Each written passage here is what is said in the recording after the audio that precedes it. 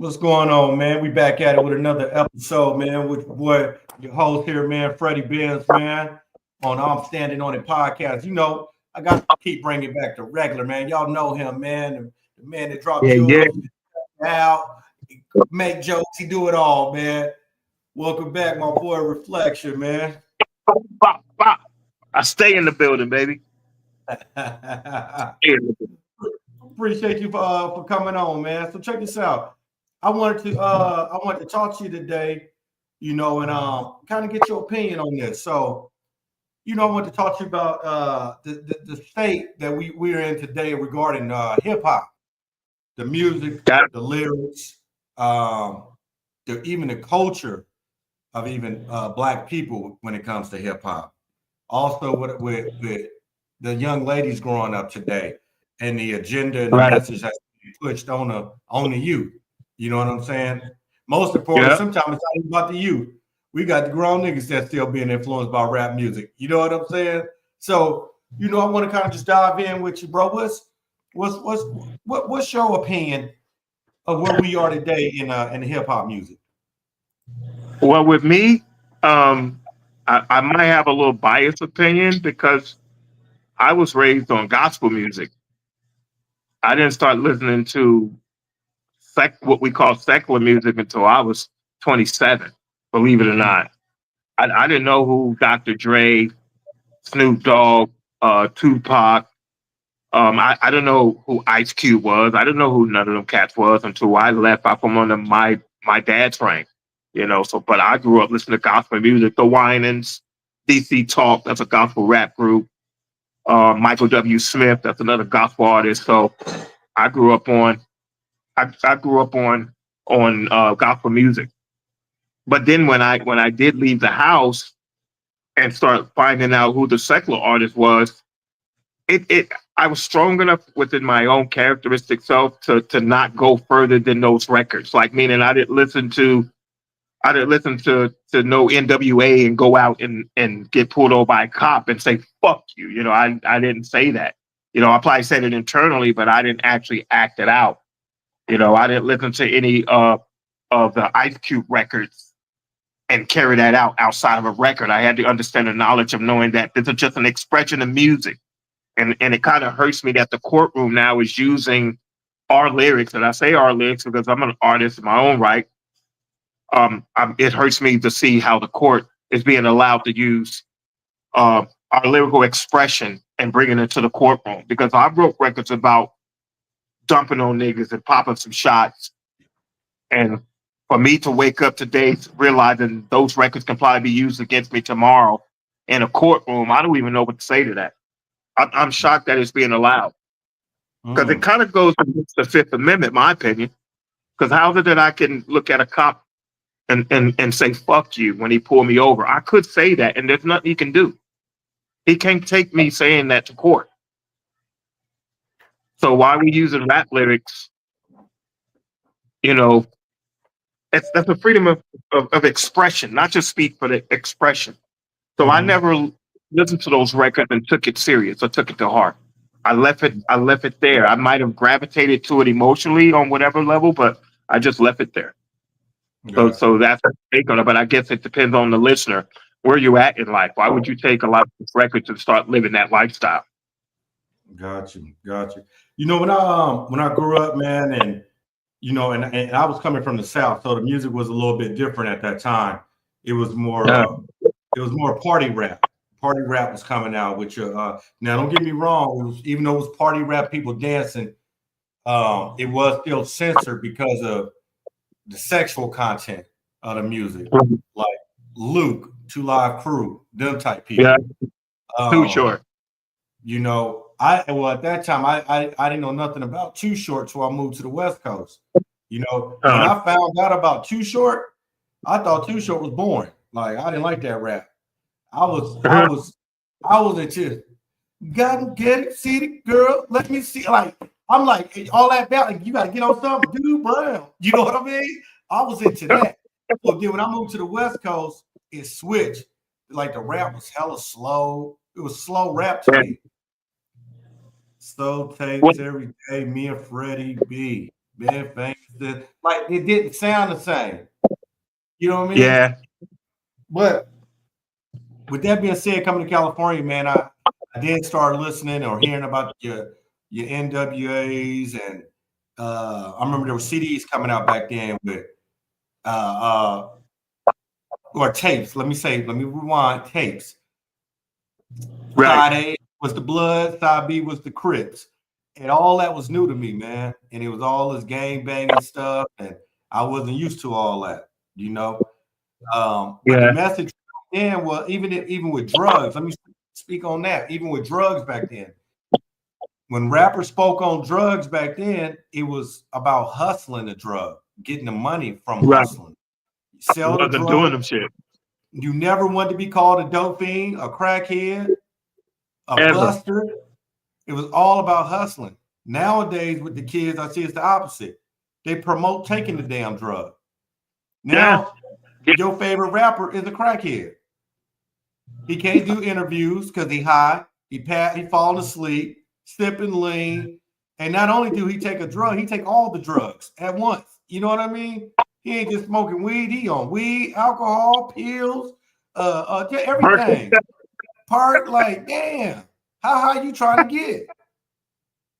You know, and when we were growing up, you didn't want to be known as that person, man. You do not want to be on no drug.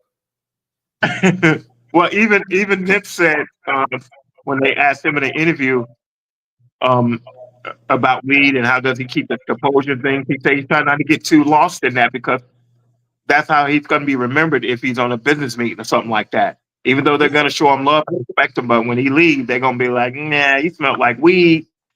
So a lot of artists or people in general that's in this industry don't take those things serious.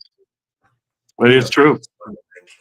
With me, I was raised in Texas. I was born in Watts, so I didn't hibernate there long enough to let that gravitate. So my mom and dad moved us to Texas, and that's where I was predominantly raised. So I came up on the Paul Walls, and the Slim Thugs. When I did leave the gospel music era, then that's when I crossed over to start listening to other secular artists. The down, and then even the chopped and screwed like Mike Jones and things like that. So, but then did you see that Nelly interview? He, a lot of times if you being interviewed and you feel like the person interviewing you is not as knowledgeable as you are, you say stuff that you really think you said something. Nelly really thought he said something. Shout out to Nelly, but he really thought he said something about Sexy Red. He said, oh yeah, nobody had an issue until a real hoe showed up, until she really started talking about hoe shit. And he didn't really get a response from the person that was interviewing him. If I had that panel, I would have said, nigga, who's Lil' Kim then? So you telling me we didn't have a Sexy Red and Lil' Kim? You know why Sexy Red's music, my opinion, is trash? Because she don't know how to make that vulgar sound good. If you listen to Lil' Kim's records, she knew how to make that nasty sound good. You wasn't really listening to those lyrics enough like that. Listening to Sexy Red's records, it's almost like she's rapping sexually a cappella. Because it doesn't sound good. I'm gonna be honest with you. I ain't never heard no Sexy Red music. I was forced to hear one song to you. Not one, bro. You're not missing nothing, bro. And I don't talk nobody's looks, but that's part of it too. But the main thing that bothers me is the reason why I say her music is trash, because if you're gonna talk about that type of level of sexuality, at least be like R. Kelly in 12 Play. Look at his record and what he was talking about in 12 Play. But you couldn't help but bump to that. You reminded me of My Jeep and like all of them records. And then look at MC Hammer. What MC Hammer one is? I love the bumps in the what? Something he was saying on that record. Bumps in the hump. I love the girls with the bumps in the butt. That was MC Hammer's record. But it jammed so much you wouldn't even listening to that like that.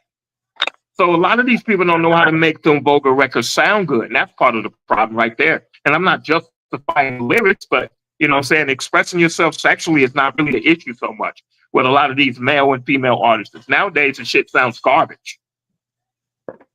Well, the thing is, So man, that, I think a lot of the youth feel that, and I'm speaking on the artist aspect. I think a lot of you feel like they can't make it, or they won't be respected as an artist unless it's talking about some kind of street stuff. Everybody want to be tough. Everybody play tough. Everybody think the crew that they kick it with is the toughest. You know what I mean? And I don't know how we get past that. You know, just you know, a little bit about my, you know, about my background, which I already told you about it. But a little bit of my background was managing, you know, different artists, going on tours, and so you know, and this wasn't like your artist from your neighborhood or your block, man. These some of your maybe some of your favorite artists on the radio, all that. You know what I mean? So I'm seeing this, and what I will say is, I had artists that made songs that you can dance to, and I had artists that did nothing strictly but talk about street shit, guns, pimping, you know, that lifestyle. What they don't understand is when you rap like that, you only what's the word I'm looking for? You only kind of consume a certain crowd, man. You only appeal to a certain crowd. When you rap like that, you will only make X amount of dollars, because so you box yourself you're in. only going to get booked by certain people. Right. You know what I'm saying? So it's like, and they don't understand that. They're living in the moment. They think everything is cool, and it is what it is, and it's not. Like, for instance, I don't want to name drop some artists right now because I don't want to throw them under the bus. But you know, there is a Bay Area artist that's out there right now that this boy got over 20 albums. Probably, I think he came out around really getting known around maybe that 2011, 2012, and he's still relevant to today in the Bay Area. He done networked with a lot of different rappers across the country. I'll give him that. He hustled hard. I give him that. But all you rap about is pimping. You know what I mean? Pimping in the goddamn block in Oakland where you from. And then you wonder why 15 years later, you only get booked still for clubs with a capacity of 200. You know what I'm saying? That's not winning, bro. You're not elevating. You think you elevate because you keep talking about money. You're not elevating in life, bro. Not even a little bit. So basically, they're boxing themselves in.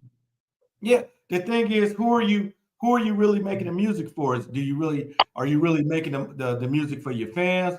Are you trying to get money? Or are you making music just for other broke niggas in the street that hang out at the liquor store on the corner too in your neighborhood? That's who you making it for?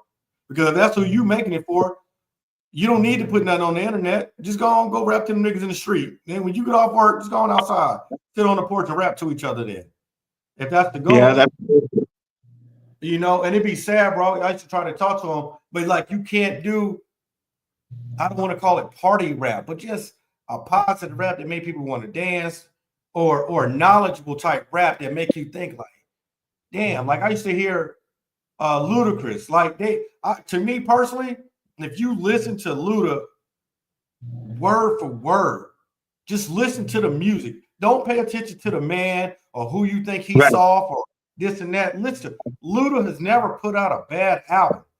Man, he even put out songs that'll put you on game. He taught people how to do this, but nobody want to listen to it because it's Luda that's giving you the message. Right. You know what I mean? Yeah. There's only so many times you can tell me how to pimp. There's only so many times she can rap and tell you how to twerk. There's only so many times she can rap and tell you how to get over and scam a dude. You know what I mean? Or only so many times you can tell me how to whip something up, nigga, in the pot and go sell something. You know, that shit get old. It's played out. It lets me know your mind is stuck here. It's limited, lyrically limited, musically limited. And then part of it is that their lifestyle probably haven't branched that far away to experience other musical ideas. maybe their lifestyle and their affiliation has just been limited to that type of crowd, those type of friendships, those type of dealings. But the sad part about it is a label's going to keep you in that same box. It's just going to be like an actor. You're not going to get no different roles. Ask Steve Urkel, has he got a better role or a different role since Family Matters? Everybody wanted to play, want him to do Steve Urkel. Look at what was Will Smith's partner on the Fresh Prince? That always did the dance, Alfonso. Yeah, Carlton, Steve Urkel, and the white dudes, Streets from Saved by the Bell. So you can't limit yourself to getting more roles or getting more greater records. Nobody want to collab with you now because your DNA is the records that you only do these particular records. But since I did bring up actors, so let me ask you a question, and then those who listening, why is it that we're more critical about artists and their lyrics, violence and sex, but we don't transfer or translate that to the movies, violence in the movies? Why is that you can go see a violent movie where they're doing nothing but killing and murder and sex, but then you want to act like music is the corrupting factor? What about movies? Why is it movies? And that's a good question. I think sometimes it is who's delivering the message.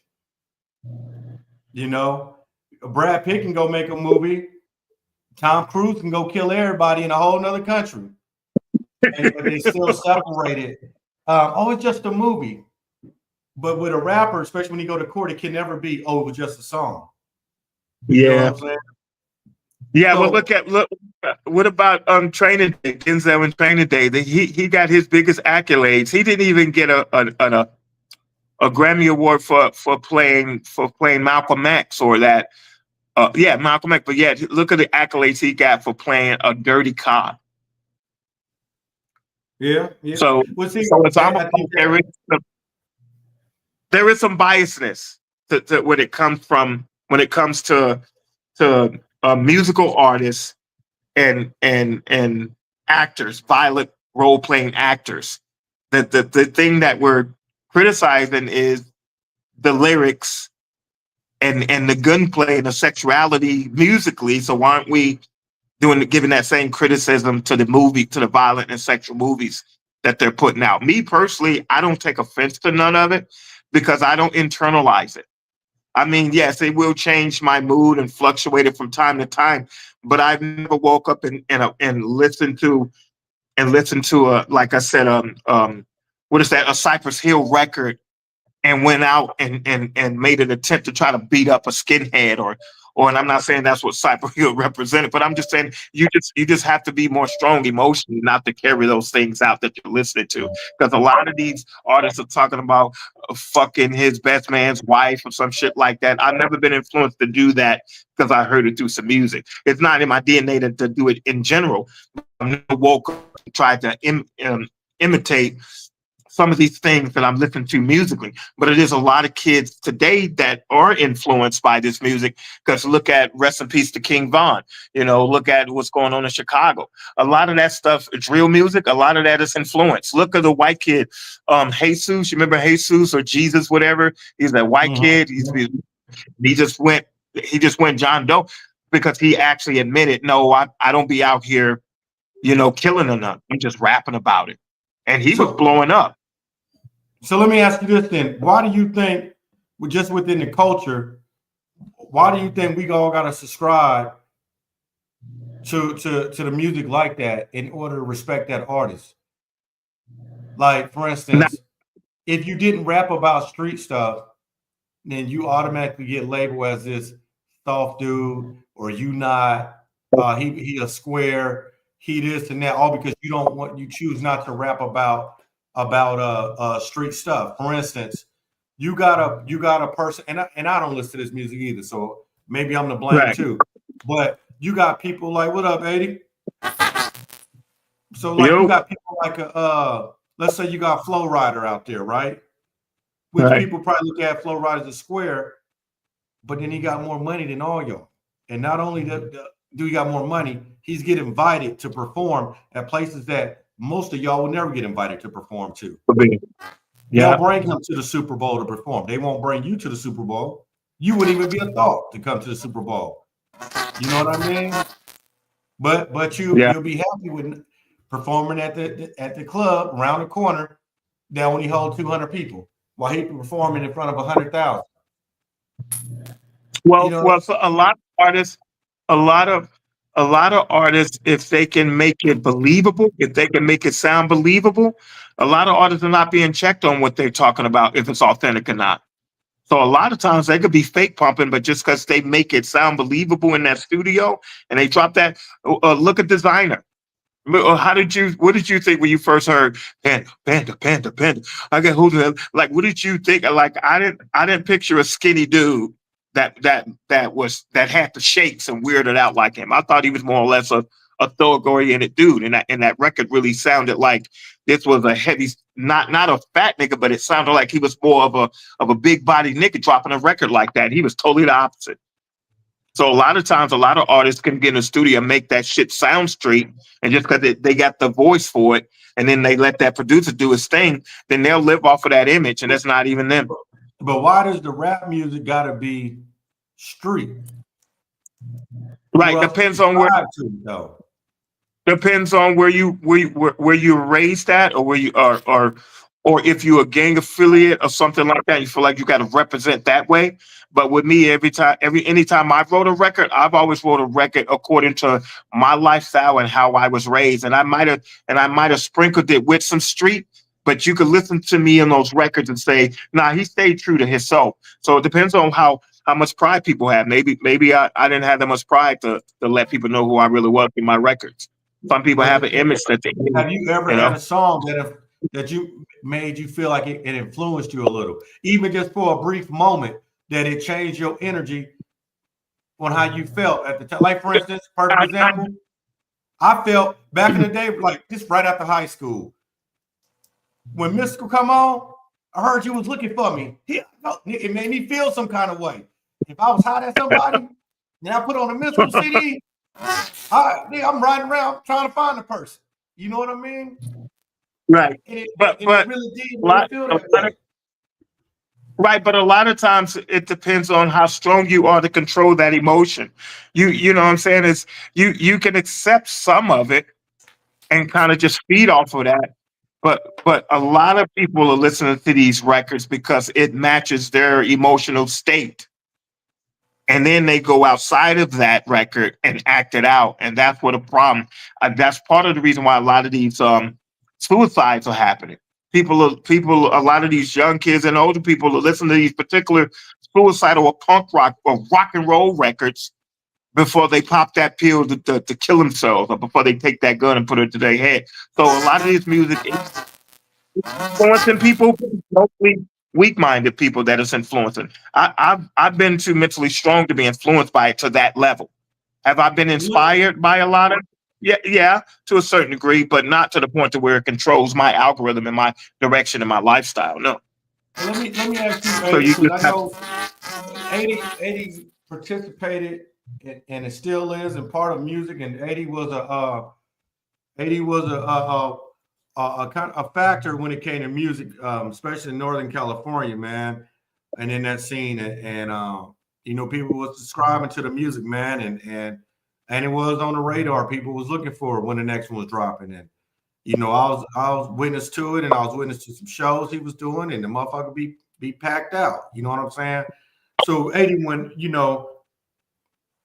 even during your height of it, 80, when you was doing your music, when you go into that studio and you recording, like what was your kind of goal when it came to the lyrics maybe that you wrote?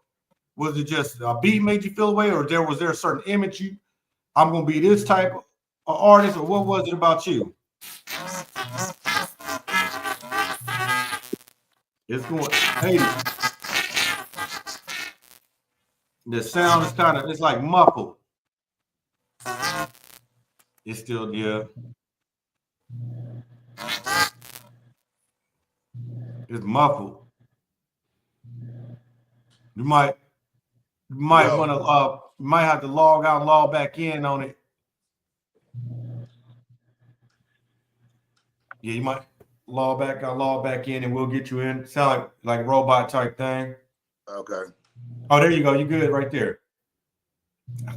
Hey, he done clicked So out on it. So in the meantime, let me direct that question to you then while he coming back, because I know you also was an artist and still is an artist that recorded in the studios. What is your goal when you go in the? Oh, here he come right now. I'm good. Hello. Yeah, you good now, man. Yeah. So for me, man, it was more about what I was going through at the time. Like, you know what I mean? Obviously the production plays a big part in it, but you know, it has a lot to do with what you're going through at the time. I think in that era or around that time, and I'm not to say all artists are, you know, because a lot of artists are different, but a lot of times you got cats that's just rapping about what's hot. And one thing about music is, you know, music is made to inspire. You know what I mean? And some of the greatest music comes from people that are dealing with real life situations, not just what's hot at the time. And I think we're getting caught in the generation of music right now where most people are rapping about what they think people want to hear as opposed to what's actually going on in their life. And so for rap music particularly, like when I used to get in the booth, man, it depended on how I was feeling that day. If I was mad, the song was gonna sound mad. If I was having a good time, the song was gonna come out having a good time. I kind of based it off of that premise, you know what I mean? As far as what I was dealing with and what I was going through, because I feel that's the most authentic, right? Like, so when you really get up in there, and even if you go back, you know, to different genres of music, back in the day, it was more peaceful music. It was more uplifting music. It was more uniting type music. But we live in a time where life has changed. I mean, let's just call it what it is. You know what I mean? So when you going to lay down lyrics, a lot of them got to do with your environment. They got to do with what you going through on a day-to-day basis, the type of life that you live in, the activities that you involved with. I mean, that's really what the breakdown is of the music situation. Currently, though, I think it's been kind of robotic, right? Like, we got a lot of the people making the same kind of music, and the youngsters with the drill music, and so that shit get played out after a minute, bro. Like, it's nothing authentic no more. You know what I mean? And the moment that somebody branch off and do something authentic, their viewpoints are getting looked at differently. It's like it's kind of music by design at this point, right? Like, okay, if this is what's hot, this is what they're going with. Or if everybody talking about drill, it's drill. You know what I like? Like, I listen to Larry June. I listen to cats like that. Like, I like Larry June music because he touched a bunch of different variety of topics. And the music that Larry June make ain't music that the music that Larry and I'm using Larry June as an example because that's one of the artists that I really listen to a lot. I like his music because he can touch on so many different bases, but the music that he do don't put him in a position to get to have to answer for them lyrics. With the rap culture that we live in, man, you got to answer to them lyrics. And that's why we got so many rappers that get locked up, rappers getting killed, rappers getting robbed. You know what I mean? Because you put yourself in a position to be judged. And if you on there talking that gang shit, at some point you want to answer to that shit. If you on there talking that big money shit, at some point you want to answer to that shit. Whether it's you getting robbed or whether it's people that really got money trying to see if your money really as long as you saying in all these raps, right? That shit don't happen with no other genre of music, bro. It don't happen with no other genre of music, bro. You never see a situation where a country singer is getting sweated about his lyrics. You never hear a pop star getting sweated about their lyrics. You never hear a blues singer or R&B singer getting sweated about their lyrics. That shit only happens with rap music because rap music is so tied to the damn streets that the streets, you got to answer for that shit. Like, people really want to know, is you about that shit you hollering in the music? That stuff you talking about on them songs, is he really like that? Do he really? So now, you know what I mean? Like, is he really standing on? And then you got to look at the rappers that unfortunately met their own demise because of their lyrics, the shit that they putting out there. Well, that's why now, yeah, it applies more pressure to them, and that's a good point. Several good points you made, but I guess with a lot of them, it's applying pressure to them. That's why now they have to get out here and match their music with catching a body now. Exactly. So Exactly. they have to you got to stand on. You got to be able to stand on the lyrics and what they always say. The power of the tongue. The tongue is a powerful weapon. And Yeah. so now you got these young cats talking about, are they smoking on this pack and smoking on a Tuka and doing. You talking about people that are deceased in the songs, you know, that come with automatic get back. Like, you know what I mean? That come with repercussions. You got these youngsters rapping about the dead, you know what I mean? The lyrics have become irresponsible, man, to keep it real with you. And like I said, I'm not there to good music is good music. You know what I mean? Good music is good music. We can't shy away from that. But the topics and the lyrics come with an evaluation of the streets to where, okay, you said this, now we're gonna see if you're really about that. Yeah. Now, Right? let me ask you guys a question. Do you think we have to blame some of this on the label? Well, the labels are only signing people that are doing music by design. And what I mean by that is, if I mean, just think about it. What's the most selling rap music that you hear right now? It's drill shit. It's niggas talking about killing each other. With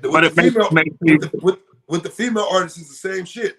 If a female is not selling sex, her music ain't gonna really pop like that.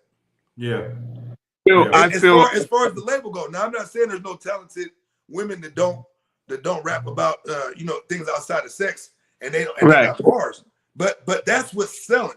So if that's what's selling, that's what the labels, the major labels, that's the only people they're gonna go get.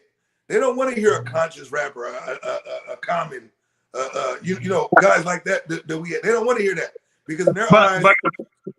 Go ahead. But the devil's advocate, a lot of times, those labels will bring those artists in on their own records that those artists wrote themselves, and that they were talking about that shit.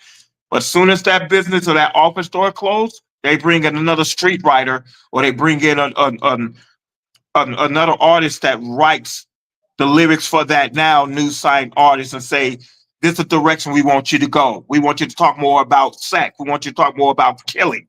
You know, we want you to talk because that's the market that we're in. And so a lot of it falls back on the listeners. You know what I mean? If this is all that they're gonna hype up and this is what they're gonna spend their money on, then it's supply and demand, right? Like it's like anything else. If this is what's selling, this is what you gotta pump. If we're not pumping this, we ain't gonna make no money off of nothing else. You know what I mean? And so unfortunately for our culture, the lyrics that are being recited, the lyrics that are being performed, the lyrics that are being displayed come with a higher cost, and it's costing them their lives, bro. Yeah, it is. People losing their lives behind songs, bro. People getting indicted behind songs. People getting, you know, their family members killed, unfortunately, because of lyrics.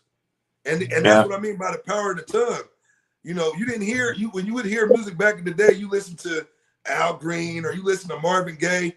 They weren't on there talking about killing nobody, bro. They was talking about either you know, a happy time or you know, making love or, you know, uniting they people. And so it didn't come with all that aftermath. But we I say we because I'm not innocent in none of this shit. I mean, I rapped about shit that was going on at the time, and at the time that's what it was. But I feel that I was real versatile with a lot of my shit. You know, I could rap about the women, I could rap about the hustle, I could rap about the streets. You know, it wasn't just one-sided with me. But I grew up on the Sebos and on the Spice Ones, and it was my favorite artist growing up. Pac, Pac, that was my favorite rapper. I mean, you know what I mean? I mean, it is what it is. But then you got that comes with being an artist. I know what that comes with.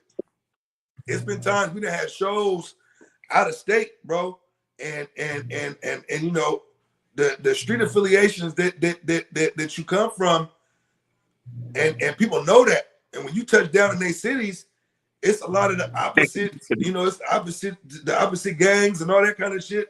We done got places, bro, where we done been to a packed house, and it might have been niggas from the other side of the rag. Majority was the people that was filling up the venue, and we done been there with that. You know what I'm saying? Like I done been there. I done touched down in different cities where, you know, it was unfamiliar territory, and we didn't have to been there and had to really rock that. And you get both sides of it, right? And sometimes people will separate the music from your street affiliations, and they'll mess with you strictly on they enjoy your music. But then you get the knuckleheads that's, nah, man, we you know, the politics, the gang politics and everything that come along with it, no, we can't allow that, right? Because from a street standpoint, they basically getting their toes stepped on by letting the artists from the other side of the territory or what have you be acknowledged in their neighborhood, and you know the streets ain't gonna always go for that. They don't care about you being a musician or an artist and all that. They standing on the street side of it. So it puts you in some peculiar situations. Right. Like, you know what I mean? that is true. Like his puts you- recipe. So let me You're ask- right. Let me ask both of y'all this then. You got some people that say, you know, the kids or you know, let's say teenagers, they listen to certain music and they try to portray their life of what they're hearing in these lyrics, right? And videos and all that. Yeah. We know that rap music isn't just, it's not only, let's just say black kids aren't the only ones listening to the music. Oh yeah, definitely. Why do y'all think that black kids then try to emulate the lyrics that they hear, and you got white kids that listen to the same damn artists? Why do you think they don't emulate? Because white kids and white people are scared to follow through with that type of music.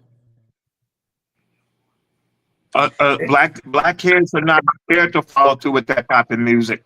Like Pop Smoke, some pizza Pop Smoke, he wasn't scared to follow through with that type of music. Unfortunately, lost his life behind it. But a white kid is not gonna walk around with a Glock and try to get it inside some type of church or inside some type of club every day like a nigga would. If he Hold on now, the white kid now church now that's up their alley. The white kid, the one who shot up the black church. Now don't forget that. Yeah, for real. Don't forget Okay, that so disregard to church factor. White kids are scared to follow through with it. They'll listen to that music. They're not going to follow through with it. If I actually got beef outside my crib, I'm following through with that music. A white kid's not going to do that. He's going to call the cop. And the reason being is it's closer to us demographically, right? So if you got a kid that's from the hood and he listening to music, he listened to the music, his reality is right outside his front door. Right? When he steps out, that reality is right there.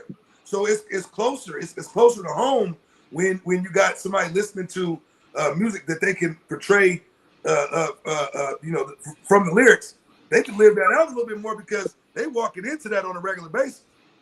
You know what I agree with you on that is you say, okay, they can listen to all the music like that, but once they walk out their front door, they know that that's not their reality, right? Like your neighborhood not gonna stand up. saw the video, right? But what I will say where they do fall into the music is when the rap song is talking about drugs. Oh yeah. Example, Future. The white kids be all over them drugs, man. They'll pop all the pills. They'll do all that. They might follow through with the street shit, playing tough and all that, but they will follow through on them drugs though. Yeah, You know? because it's accessible. So like you got guys like Mac Miller, rest in peace. Mac Miller passed away. He had a crazy fan base, bro. He had a crazy fan base, and then you get a lot of these dudes who might come from the suburbs and this and that and the other, and they can relate to a Mac Miller. So a Mac Miller talking about popping a Xanny bar, or he talking about popping an Oxycontin, or they know he dealing with depression. They can relate to that part of it. It ain't just street music. It ain't just hood shit that's catching the viewers and catching them and catching people and having them affected by it. You know what I mean? It's a wide variety. But what's separating that artist you were saying from a black artist is that's more of a personal death. That's more of a white music more or less inflicts themselves. They talking about killing themselves and doing drugs to themselves. Like a lot of black music is talking about killing my ops. I'm about to go out here and shoot up your crib. So white music is more or less limited to self-infliction. Black music is kind of it depending on what genre of black music. They're like, oh, nigga, I'm with the shit. We're about to fly. So there is a slight difference between how a white man or a white kid moves compared to how a black kid moves musically. Because and also you got to think about this too, though. It's the what they call it, the Willie Lynch syndrome or whatnot. You know what I'm saying? Like we kind of been programmed to look at somebody who looked like us and consider them an op if they from the other side of the tracks, or if they from the other neighborhood, or if they from the anything opposite of where we're from. That's kind of, we've been kind of programmed, unfortunately, on that note. You know what I mean? Like, so when you listen to, when I was in like 9th grade, right? I used to listen to like Too Short and Bo and shit in the morning on my way to school. One day my pops was like, my pops told me this shit, and I thought this nigga was tripping. My pops was like, man, you can't listen to that music before you go out into the streets, because that's what your mind gonna be recycling. And I'm thinking to myself, he an old head, he you know, he don't know what's going on. This is what's out right now. But I started seeing that. I really started seeing that. Not to say that we're gonna follow out, but where your mind goes when you listening to certain things, where your mentality is at. I grew up on that not giving a fuck attitude, and I wish a nigga would today type shit and all that. And a lot of it had to do with what I was fueling myself with when I was walking out the door. Not to say that we influenced to do everything we hear about the music, but I'll give you an example. When you go to the gym, you listen to something that's gonna get you pumped up at the gym.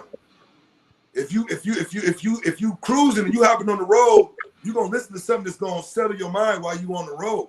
So music do play a factor in how you feeling at the time. It do. I'm not gonna say that people, you know, if you listen to, you know, you listening to Mozzie, you finna go out there and go and go, you know, shoot up everything. But it's some truth behind that though. It is some truth behind that though. Because when you go to the gym, or if you want to go getting hyped up for a football game, you're not gonna listen to no jazz music. Why not? Because it ain't gonna get you. It ain't gonna take you there, right? It ain't gonna take you there.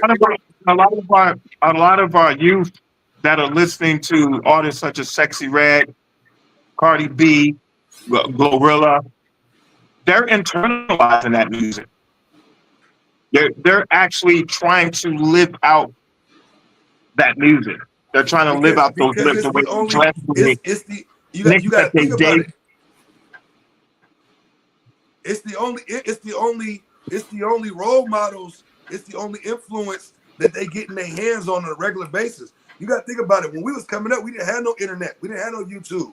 We used to have to wait. What was that? The jukebox we used to watch back in the day and shit. We had to wait to your favorite, you know, when Beats in the Basement came on, we was getting home. We didn't have as much access to that. This shit is so recycled now in the day and age that we live in. A motherfucker could be on his phone and watch 100 videos back to back, or replay the same video 100 times if he wants to. So it's more accessible. It's more available. Right. So why do you think movies, violent movies, don't have that same effect? Because we had a lot of violent movies back then. We probably didn't have the violent music, but we had the influential music in that sort of sense. But we had the sexual movies and we had the violent movies. So why did that play a role in our access with that? And in the movies, I mean, we got to keep it a buck. The movies did touch it. The movies touched, bro. Even though it might not have been to the magnitude of what the music do today, man, you ain't. I'm gonna keep it 1,000. When you watch Menace to Society, you didn't never see a nigga hold a gun sideways until Old Dog had that motherfucker sideways. And every nigga after that you just seen never hold a gun after that held the gun sideways. That's emulating the movie. Am I right or wrong? That's emulating the movie. Yeah, you're right on that, because they were a lot of, like you say, in the movies they do emulate.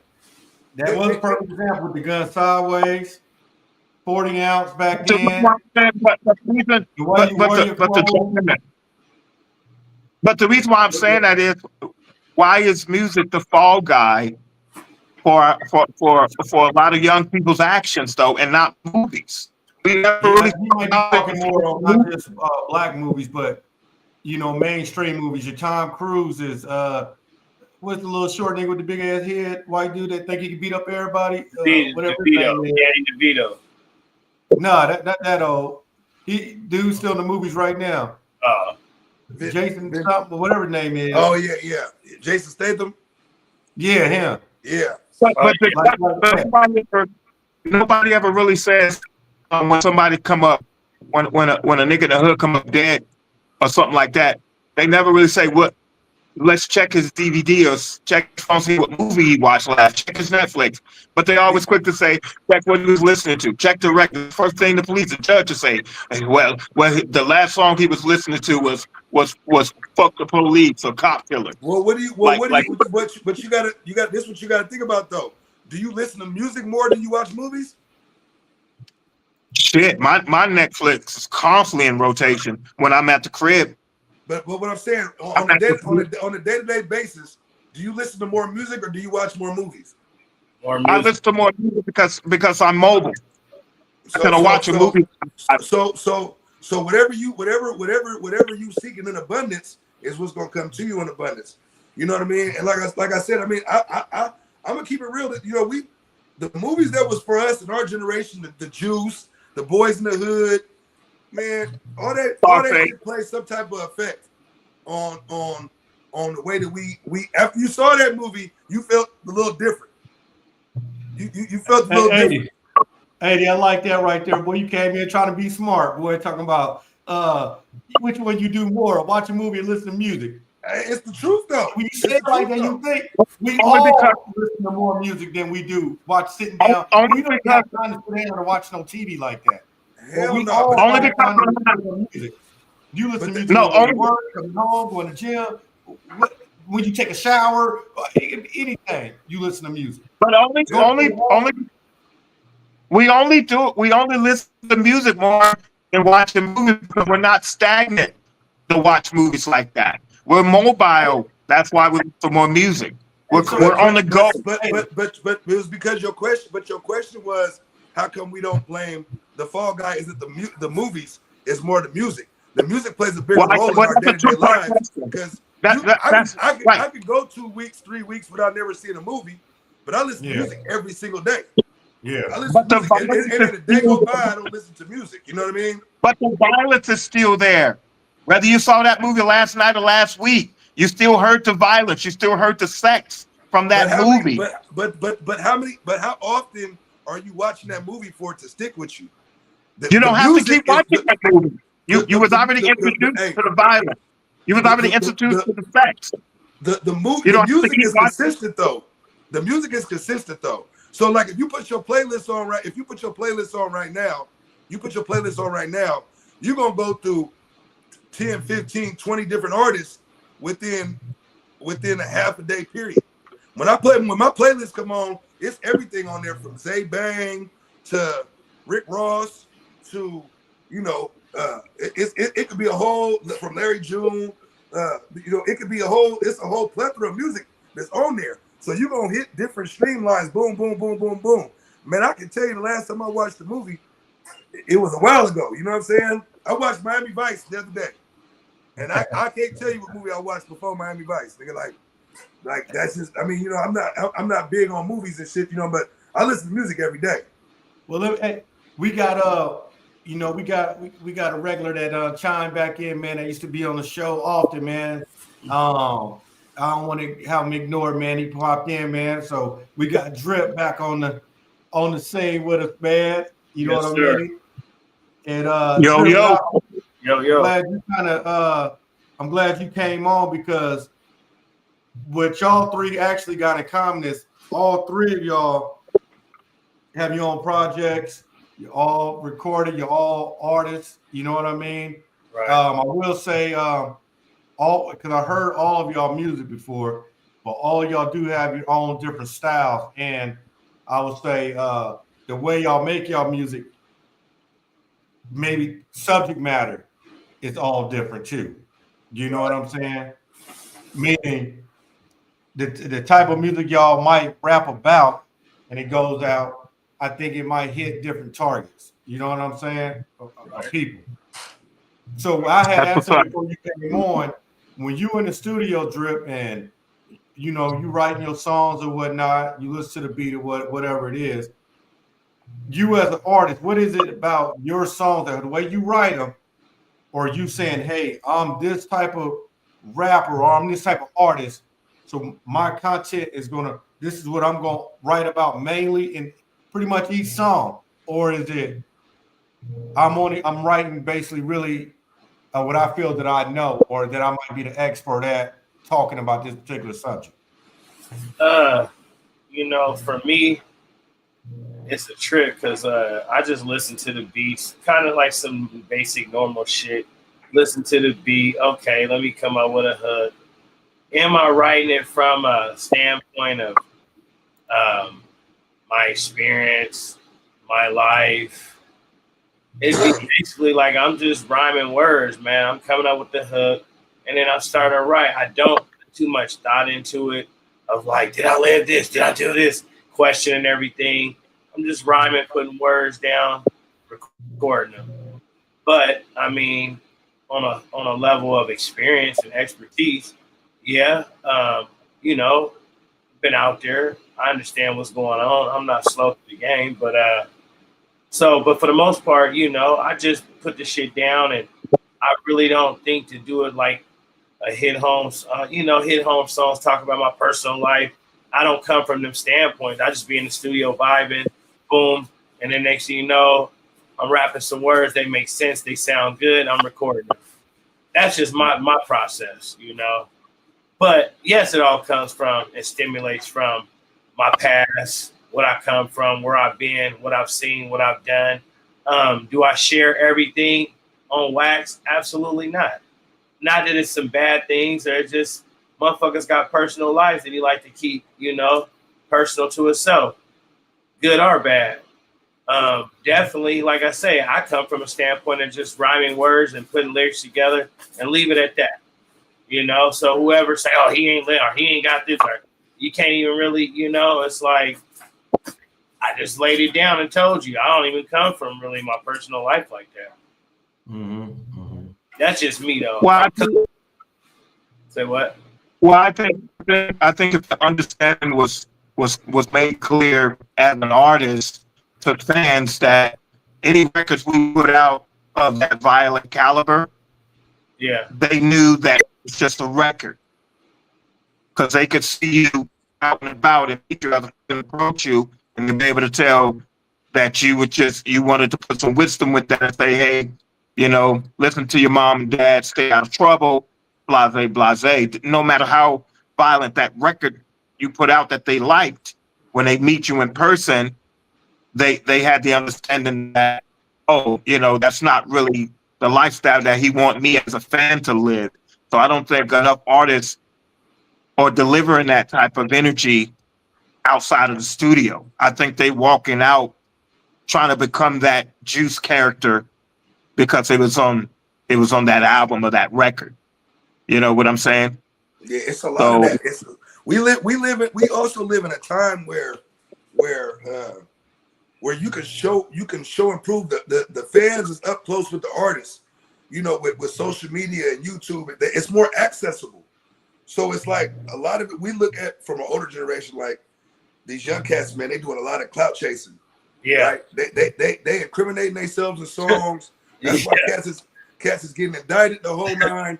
They want it to be more real life. Yeah. With the lyrics. And that's why so many of these dudes is catching cases though. Because where we come from an era to where certain shit, like my man said, certain shit is personal, man. We don't talk about this and that and that. Yeah. But this is the era and generation where they don't give a damn. Yeah, they show and talk about everything. We shot whoop-de-whoop. We pulled up on whoop-de-whoop. We slapped him in front of his mama. We did. Sloppy, messy, all that. Hey, them, they ain't leaving nothing left for the DA to even search through. Because No. you gave them the whole layout, the whole everything, the whole incident took place. They can hear about it on 2 or 3 different songs. See, as we're for us, we came from an era where we'll say some slick shit, and it might be referring to something, but we ain't doing no name dropping. No. These cats giving location, name, everything. I mean, they the fans ain't got to build no case on them because everything they doing is to get the clout from. Okay, this was me. I did this. I did that. The young boy, what's his name? TK or TK that did the song "The Race." Oh yeah. When they get that boy, they just gave him something crazy. He been locked up for a minute. He been locked up for a minute, but because of he did whatever he did, and then he rapped about the shit. Yeah. And then made a video about it. but that's that pressure that's being applied from the streets or just being applied from the fans, because now the fans want you to become that actual character. And that's what I was saying earlier about the streets. You're gonna have to answer to the streets at some point. When you putting yourself out there like that, you gotta answer to the streets at some point. Somebody the streets gonna want the final word and make the final determination on is you really like that shit you hollering on them songs. Yeah. Well, You understand what I'm saying?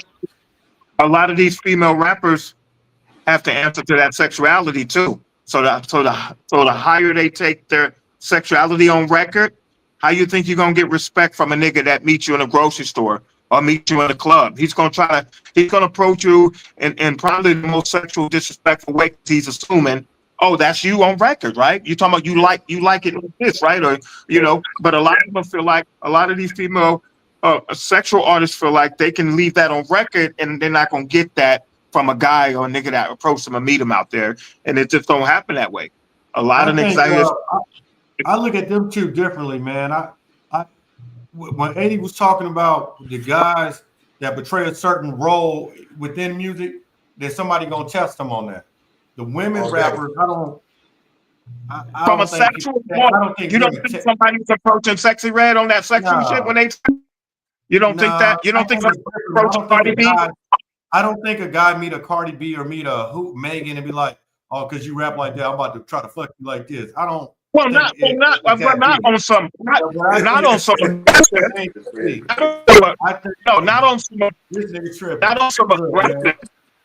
But if they get a date, and get these women behind those doors, and it can being freaky, man. Ain't nobody thinking like that, nigga.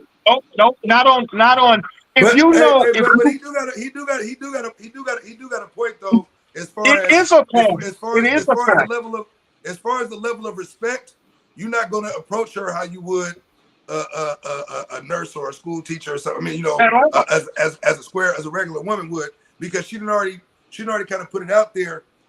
Your choice of words might not be the same that you would use to the average woman when she reveals herself as a sex symbol. I get where you're coming from with it. Now it probably won't not approaching Sexy Red with respect the way I would approach a Lauryn Hill.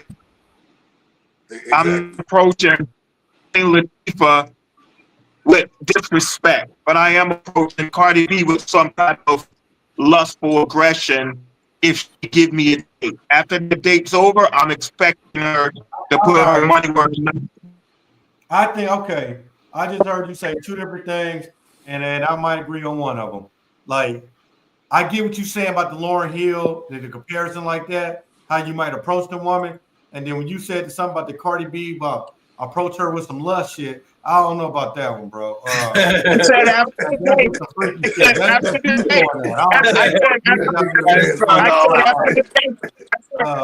after the date, I obviously had to give her some respect to get the date, right? Yeah. After that date, niggas are trying to hit it. I'm not trying to have this date with Cardi B and go back home. I don't know because I don't know because say like you meet a Cardi B. Let's say you did meet Cardi B or Megan Thee Stallion or something, and you did go on a date.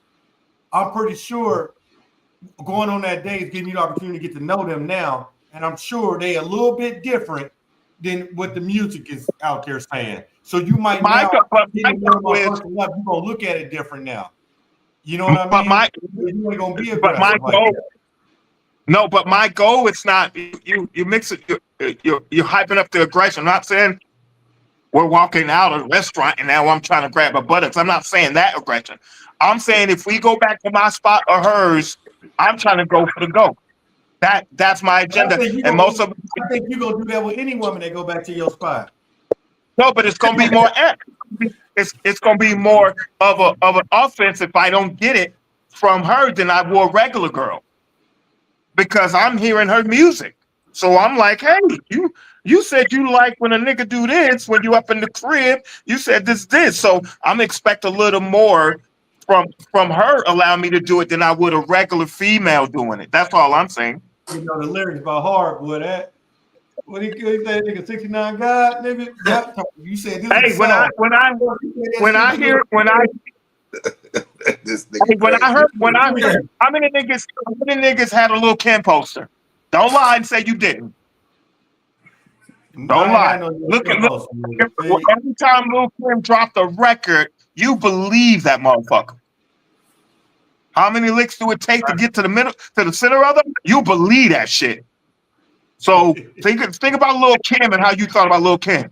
I mean, and I'm talking about old. Hey man, yeah, she had that one poster where she was spread open. I liked it. Hey, I ain't gonna lie, that was the one. That was the one. Yeah, I liked it. Yeah, that was the one. Yeah, I liked it that one, but now you know, I was bending them over playing Too Short. You know what I'm saying? So, you know what I'm talking about? Yeah. You know, shit. Because it kept me in a mood, like, you know. But like, the women, player shit. But the women do the same. But nigga talking about how big your Johnson is on record, and you talking about how you put it down. When she catch a dick, you think she's not taking that pressure off? She's applying that pressure. But see how Vince, you tried to. This is what we do. We kind of criticize the man for being the sexual aggressor, but then we don't criticize the woman for it. How many women didn't expect R. Kelly to fuck their brains out after the date if they got a date with him? They did. The woman don't bring the pressure. They expect you to bring it. Like a Trey Songz. They expect you to. They expect these cats to genuine. They expect genuine can't walk away and say, "Damn, I didn't really do my magic that night. I didn't really smash her out like I should have." That bitch gonna be like, "Oh man, that nigga's cornball. That nigga didn't even put it down, and he's talking all that shit on his record." So it's a little biased. They gonna do that. They gonna do that to any nigga that don't put it down, whether he was a no, but they're gonna do it extra. They're gonna do it extra for the top.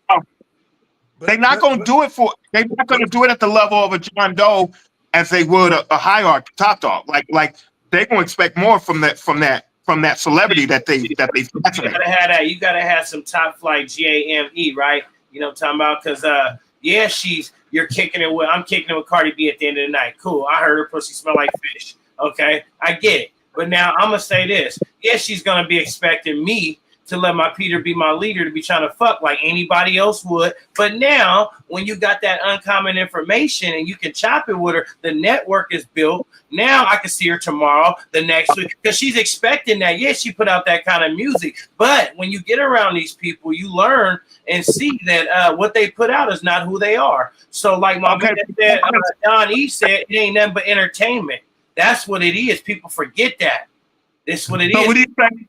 So how you think of what level of pressure do you think Trey Songz has when he says I invented sex? I mean, the nigga might be on drugs when he said that. Pressure. He got more pressure than me. He got more pressure to be on drugs. If me and him is in the same club, the pressure he has is not the pressure I got. Even though I can deliver the same, but it's not the pressure I have that he has. I get what you're saying. Take him home. This nigga said he invented sex. Yeah. I don't know. Sex been around before that nigga's whole family, so he couldn't have invented sex. But my point is proven, though. My point's proven. So when I brought up about taking Cardi B home or taking Sexy Red home, I'm trying to apply that sexual pressure because they're trying to apply it to a Trey Songz. Yeah, but see, it ain't about her way. It's about my way. Because my way is the best way and it's the only way. So fuck with I know, but you don't know that. You know? I'm just saying. I'm going to chop it up with her. See, one thing I know about women is, hey, man, when you stimulate from up here to down there, you go a long ways. And that's just on some player real shit. I learned that. So even if I was around one of them, they expected me to try to touch them. I'm not going to do that. They expected me to try to get them in the bedroom. But see, I get them in the bedroom up here.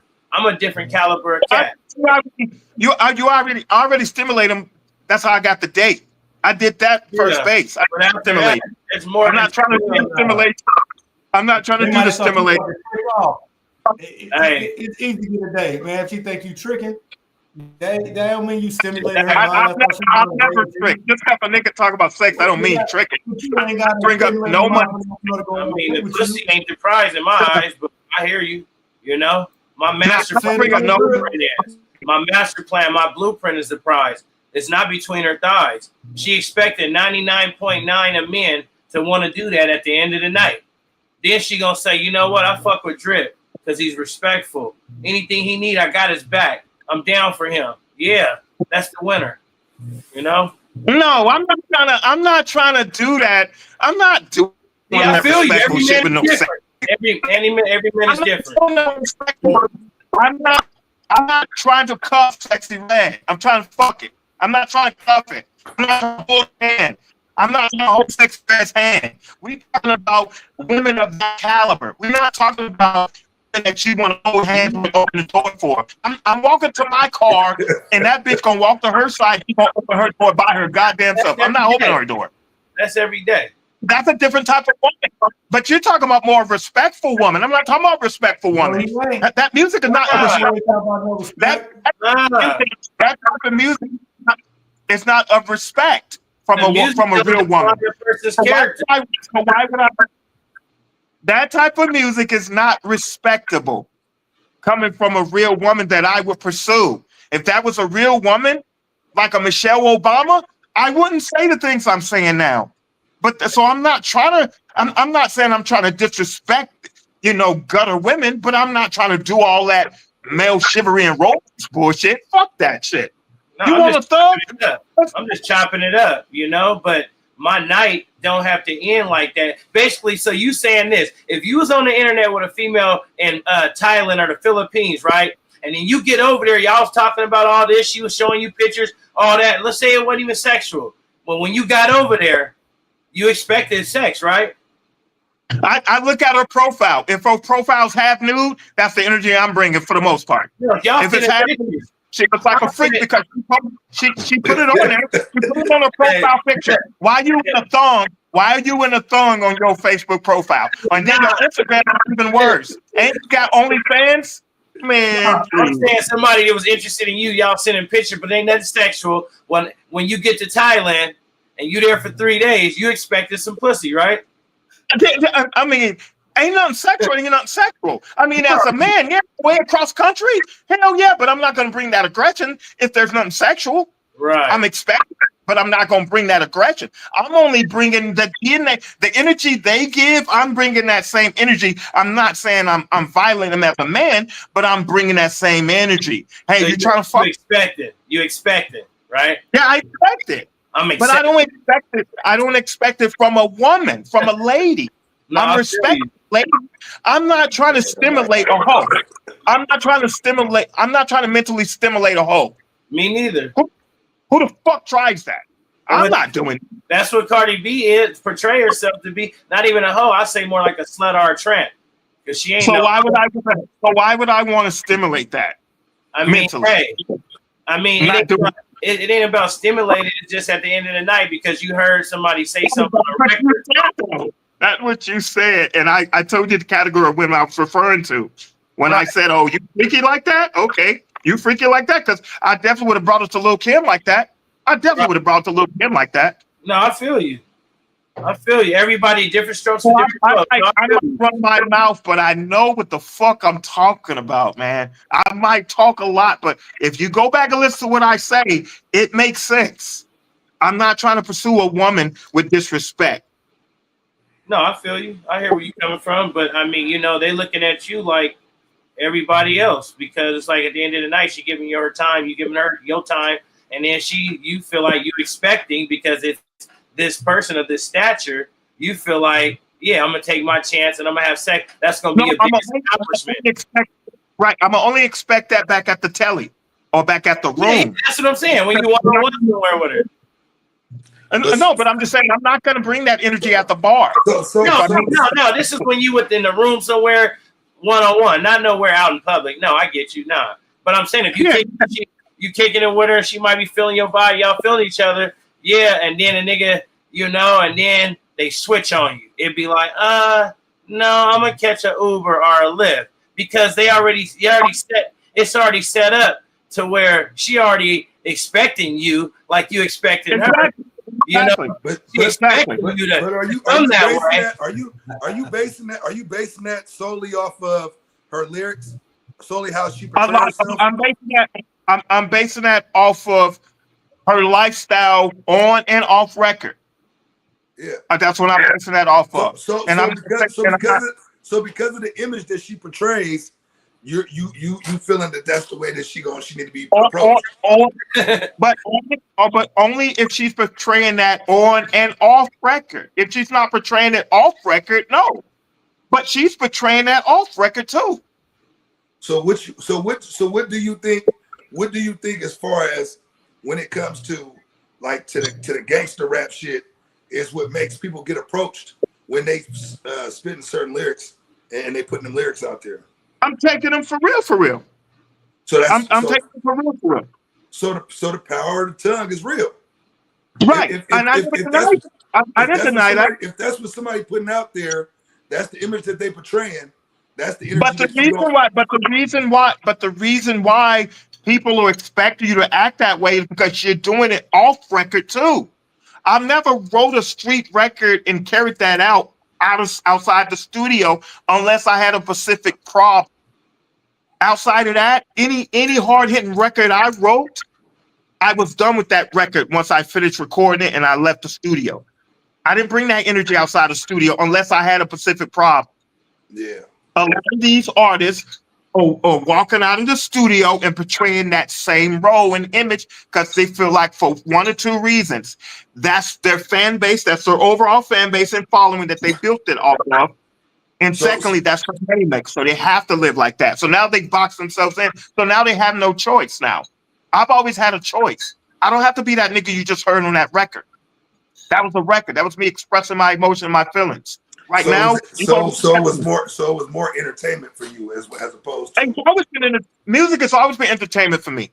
It's always been. But see, a lot of it's if you on the outside looking in, you might take it as entertainment.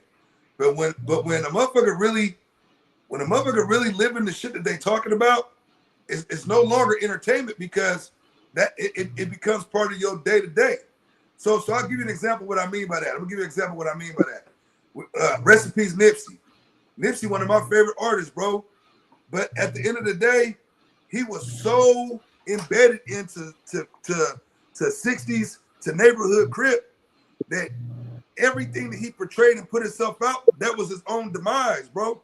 Like for him to put the Marathon store on Crenshaw and Slauson, it wasn't about entertainment. He was living exactly what he said. When he did the album and he got the Slauson Boys tattoo on the back, he was living that shit, bro. That wasn't just no entertainment. It may have been entertainment it might have been entertainment for the listeners, but for the day-to-day nigga living in LA, that was a reality, bro. That wasn't no facade. That's a different dynamic. But I said that to say this. There is no courtroom that I'm going to allow and justify to use my lyrics against me in court. Because I'm not moving like that, Your Honor. Check my record. These niggas is moving like that. But didn't you say in this song but that's the point I'm trying to make when I say there's a big difference between the entertainment part of it and the day-to-day lifestyle part of it. Mo 3, rest in peace, Mo 3. Like every single rapper that passed away, at some point they was their own demise, bro. Because it wasn't cut off when the record was done.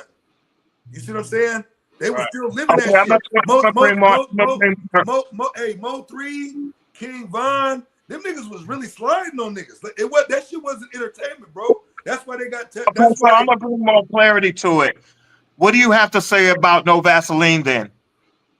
They pretty much left that. Okay. I'm gonna give it to you. Wait, let me finish. No Vaseline. No, okay, no, I'm gonna touch on that. No, I'm not done. No, I'm not done. No Vaseline.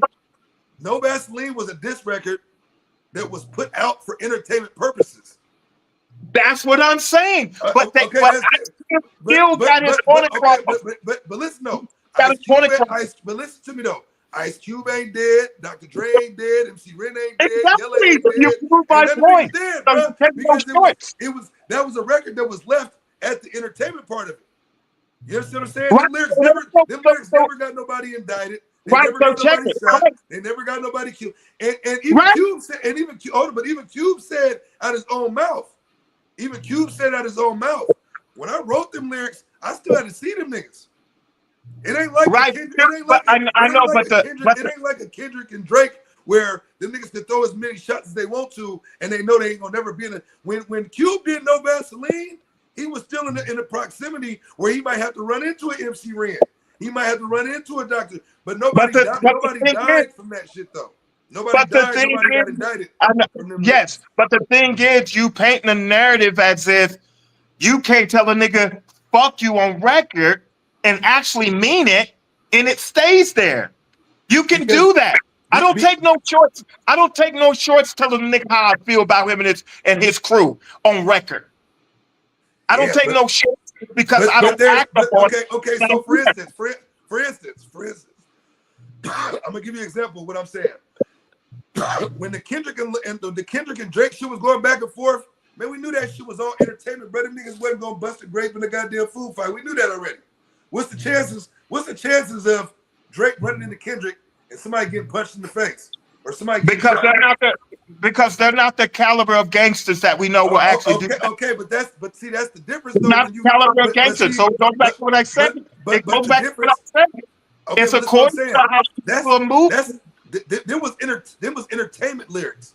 But then you take a nigga like King Von, you take a nigga like King Von, you take a nigga like Dirk, you take a niggas. It's documented the work that them niggas done put in. That shit is documented, bro. Because you know how they're moving. Niggas like Mo3 really was getting active in the streets, bro. That's why he ran into the fate that he ran into. It goes back to that's how they're moving outside the studio. Yeah, that's how they're moving. There's a level of entertainment, and then there's a level of real life reality. But check this out. You can show your ass entertainment wise and make your point be heard, and that's it. You think in entertainment that I'm in the studio playing with it. I'm not playing with it. But I go under the guise of. But see this what I'm saying. But this what I'm saying. If you're gonna put something on a lyric, but you ain't really walking like that when you leave out the studio, I don't have to. If you tell me, no, check it. If you tell me, check it. If you have a problem with your homie and you and that nigga box it out, you gonna still love that nigga the next day, or you gonna hold it against him? No. That's I can get it off my chest. Why can't I go in the studio and get it off my chest? Why can't I go in the studio and get off my chest? Because I need in the reality world, if the shit that you putting on wax is that detrimental to somebody's image, to somebody's respect, to somebody's character or their status, nigga, they gonna come see you about that. So let the nigga come see me. Did I say I was gonna fold? That's on that nigga. Let that nigga come see me. That's him. I didn't say I'm folding. I didn't say I'm folding. But look, what you just said was, I'm not gonna give myself a chance to be incriminated or judged to decide my fate on my lyrics. Because once the song is over, I'm done with it. I don't move like that no more. So we talking about niggas that still actively moving like how they moving. If I push to move like that, this niggas is really moving like that. You're not listening. If I'm pushed to move like that, how do you? I ain't gonna stop. I know how to move like that. I'm gonna tell you something for a fact. Buffalo, New York. I was fucking the shit out of this nigga's girl, right? Oh Lord. Come see me, right? When this nigga found out about it, he was looking for me. I went to the studio and I dropped a record called "Slow It Down." I put that bitch's name in the record and I put him in the record and I called out their street. Okay. Now, wait. When I dropped the record, I was done with it. I just wanted to say, hey, nigga, what's up? Yeah, I did that. Boom. Now I'm done with it. That's He go entertainment to me because I spoke my mind. I spoke what's on my chest. That's not being pussy because I don't want to take it further because he didn't bring it further. When he did bring it further, I brought it further. That's the So East Coast. you're taking me saying They take it further. as if I'm Yeah. not gonna bring it. West Coast, you put my number street on there. Yeah, I'm coming to see you. I'm You know what coming I'm to talking about? see you. In the West I'm Coast, coming to see you. yeah, I'm coming. You put my number and put my life in harm's way and all that. It's the different on the East and the West. You know what I'm saying? I know, but you're acting like just because I use the word entertainment, I'm not gonna handle the business. No, I didn't say that. It's just when you I went know, that but he's acting like just because I used the word entertainment, just because I dissed you, to me that's entertainment, nigga. I Yeah. just son, that's entertainment to me. I just dissed you and your squad on record. That's entertainment to me. That's not But pussy. see- That's but see, entertainment. Everybody ain't playing. in the West Coast, and you said I put the street on there. But I'm the Joker. I'm the Joker. Fuck what everybody else can't do. I'm gonna play with your monkey ass. I'm the Joker. You I'm in the playing, and then they gonna pop up. That's what he's trying to say. While you making a record playing, they not playing. right. So they You know what? Hip hop ain't got way more sensitive these days. I feel like too, way more emotional and way more sensitive.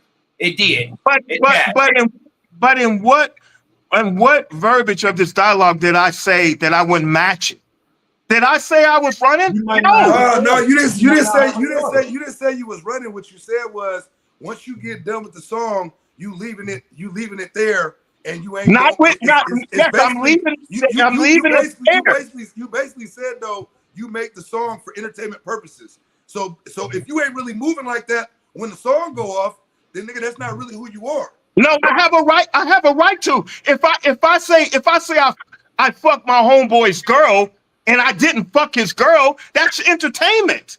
It sounds good on record. But Nah, that's different. see, that's That's what you different. That's understand. different. That's the difference as opposed to you saying like calling a nigga out, like you said, talking about a nigga street and this and that and the other. Because then you got to stand on that. Like that's the shit I'm talking about when I say. So I gotta stand on. I gotta stand on. Once the song is over, then that's the end of it because it was strictly for entertainment purposes.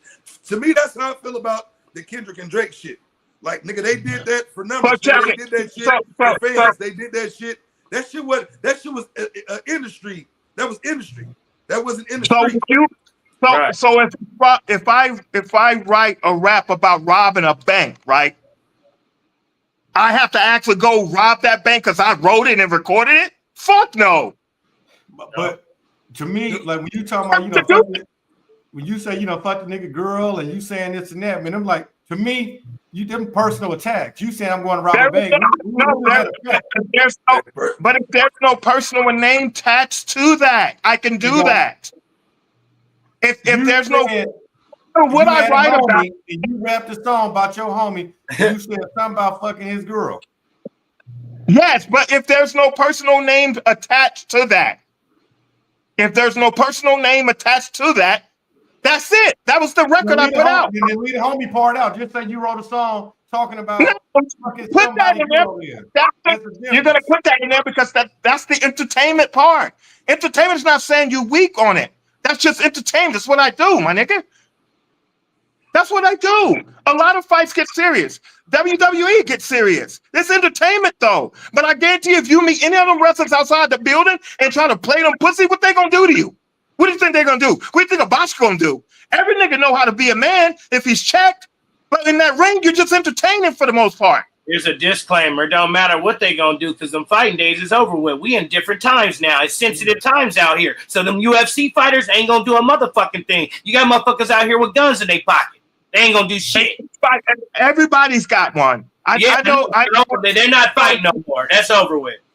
Right, but it's Goofy's body of niggas more than Step niggas. Look at that nigga that killed Nick. That was a Goofy. Yeah. No, that was a shooter. So it's Goofies out here bodying street niggas. Fuck out of here. They got sensitive out here. Everybody carrying guns. They ain't gonna fight. Yeah, they should be able to beat up everybody. UFC fight. But music nowadays. Yeah. Chicago real music is entertainment because you have the label pushing the entertainment part. So when I talk, I'm talking bigger than what you guys can understand at the moment. Music is entertainment. You can't tell me I can't pin a record that sells and blows up. And what do you call that? Entertainment. Studio gangster. That's what they're gonna call you, a studio gangster. It doesn't matter. It doesn't matter. I bet you a nigga won't touch me. Where did I say my entertainment's gonna allow me to allow a nigga to touch me? Right. I bet he won't touch me. But they so sensitive now. They think about he ain't living that, so fuck what that nigga say. Like me, So the joke's on him then. like me, like I seen Young Thug with a purse and his nails painted. I can't take him serious for nothing he say out his mouth. The air I'm from. But I heard to get to beat the cake off a nigga.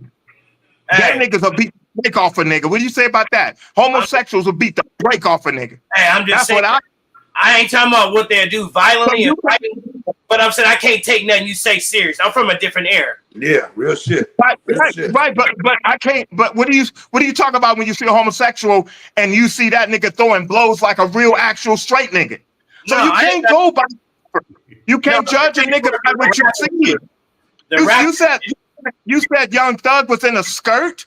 Have you tested him? Have you chin checked him? Have you tested him? No, but that's the aura that I'm talking about outside of music. So when a nigga, I felt that same way when I seen homie in the dress and the nails painted. It wasn't too much else I wanted to listen to come out there. Exactly. After that, like this nigga, he already showed me. He showed me that. Now he might be a real hitter. He might be all of that. But from what I was exposed to when I seen it, I said, "Oh yeah, this ain't for me."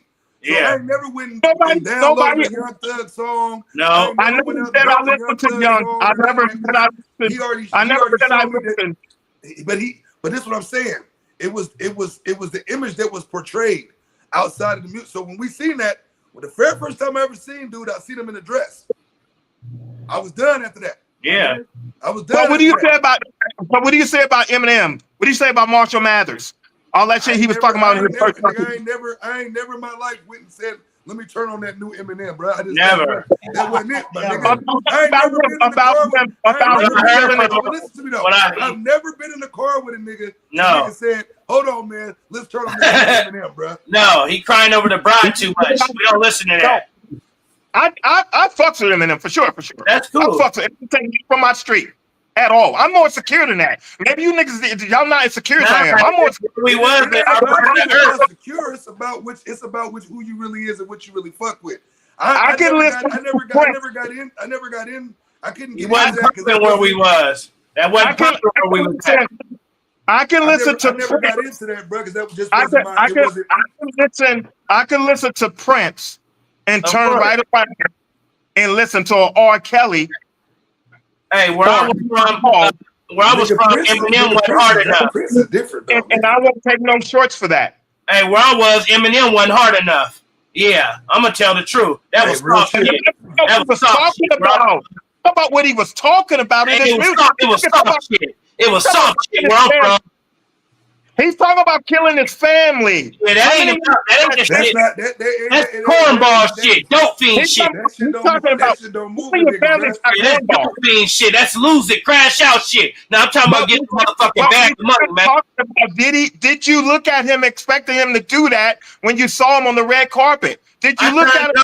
I turned it off. I don't care. I'm from some real slum shit. That shit don't move me. So, right, but y'all talking about we're talking about music. You niggas talking about flagging in streets. When did this conversation go to your street resume? Niggas, we talk about music. Eminem, he wasn't that good to me. We're talking about music. We're talking about you guys are talking about real street flagging. We're talking about music.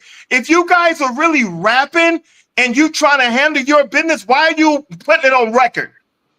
Why are you putting your business on record? Putting your street on record. I'm not. If I'm moving that street, I don't got time for the studio. Just like a mob. That's the era we in right now. That's why we were saying what we were saying earlier to you. You know what I mean? Because when you talking about you just doing it for entertainment, I'm like, man, you playing it. That's not what they doing. Have any of y'all heard my records? No. Have any of y'all heard my records? Yeah. No. Okay, I so heard what, We talking from the past. We outlived all that shit. We talking from the past, the environments. We bringing environments from the past on records. So All right, have so you? let me ask you What we this, let me ask you doing? this, Why let you me ask thinking you- they let me getting ask- caught let me ask up you now? this. Reflection. Why you think they got the RICO case? These niggas is being stupid and doing real life shit, putting it Exactly. No, I'm not debating that. I'm talking about from an artistic fashion. If they give you a movie script about being a murderer, why would I take that serious when that movie drops and you're done? So look. Doing that movie? Does that make you wrong for doing that movie? Oh, I'm not really a murderer, so I can't do this movie. I can't play this role because I'm not really a murderer. Come on, man. So look, so just like Cornell on here saying right now, that's what they're doing today. They putting real life situations that happen and they putting it on wax. Yeah. That- It's that's- slow. But I heard my records. Other than Freddie Benz, have you and the homie heard my records? You gotta hear my records first. I never heard it. I mean, I ain't never heard it. You judging me I off never- of what you assume I'm talking about. I'm We not ain't talking even about. judging you. We telling you. We talking about music in general. But Yeah. I personally was though referring to what you said. Your initial About comment, my music. About my but hold on, music. your initial comment was when the song is done, I'm done with it. I'm not moving like that outside. But those were your words. You said I'm not moving like that outside of the studio. My music is not talking about sliding. My music ain't talking about ops. No. Me neither. I don't talk about nothing. What you should have said was, what the panel should have said was, what type of music you dropping? And then had I said, oh, I'm talking about ops and sliding, and But you- then but y'all you did. could have You judged said- off you of said- that. We but weren't you even said- talking but about you you said to you begin talk- with. We talking in general. But I'm You talking did about- somebody, and it don't stop This there. nigga said, bro. But I made it This more. nigga said- I made it more. If I'm doing rock and roll, I'm not doing rock and roll music. I will if I want to. But if I'm doing rock and roll music, would you? And I told you guys, you wouldn't have applied that pressure. You applied it because you assume I'm doing street records and I'm calling niggas out. No, That's what. you said assuming. that. You said I you didn't made say a no song. said You that. said I you made didn't a say I'm song. doing street Hold on, real quick. This nigga mad. I was just talking This about nigga what mad. you said. No, You I said didn't, you I didn't made a say I'm doing song. street records. You I said never you said made- what. Hold on, my nigga. Hold on. You said you made a song and you dissed the nigga in the street, talked about the bitch, said his name and everything. That's what you just said. Yes, you said that. So that's I I ain't never heard none of your music before. check it. I I'm going said that. strictly on what you said. Yes, I said that because you was making an example as if I won't stand on it. I was letting you know I will. I don't know what you're gonna stand Wait, on. let me finish. All I know is that at the end of the Trying day, to you act said like you were trying to said act when like the song is over with, though. When the you was song trying is to act done, like I don't drop a record like that and won't stand on it. I'll just laugh and say, "Oh, my nigga, that was just entertainment." No, I intentionally dropped that disc record and I left it there. If them niggas want to stand on it and see me, then they got to check and see if they can see me. I'm not That's what dropping it I'm for entertainment. That's where it's gonna lead to, and they gonna test your gangster out in the West. Okay, wait, Okay, you just I me, know. nigga, you don't even rap, nigga. Now I'm coming to I'm not saying, when You did I know? say they wouldn't do it? But if I leave the record there, I didn't leave the studio and then go look for the niggas. No. I leave the studio and go look for them. You left it at that. I could leave it alone until they try to check me on it. Then when they Right. check me on it, then I stand on it. Right. well, the music, But they're gonna the music that I dropped was from real life shit. Like when I drop something, and like bro was saying, like I ain't gonna drop nothing that was gonna incriminate me or something that we not supposed to be, putting out there that can have, have consequences with the laws. But Right. if I said I pulled up in the Benz, I pulled up in the Benz. If I said I had three snow bunnies in the back on my way to bed, I was really moving like that. No. Some of them, a lot of records are fictitious. Niggas can vouch for my lyrics. If I said I was moving a certain way, it wasn't something that I was just doing for entertainment. I was really moving like that. If I said I pulled up in that, So have you dropped a video before to any of your records? I got plenty of videos to my records, and my videos show the same. My videos show the same shit I'm talking about. Okay, so check it. So Not just you per se, so you won't take it personal. Most of the videos these niggas dropping with all them bitches in the videos are not them bitches that they smashing. They not pulling them bitches. It's literally for entertainment. It's literally for entertainment. Niggas, bitches, these videos with them females in it, that artist is not banging and pulling those females. He might got one up in that video. The rest of them is for entertainment. Well, I mean, say I'm lying. No, and that's what I'm saying. Entertainment. You could be right, but I personally can't speak for everybody else. But what I do and what I do, you know what I'm talking about. Overall, I can't speak for the other niggas, but overall,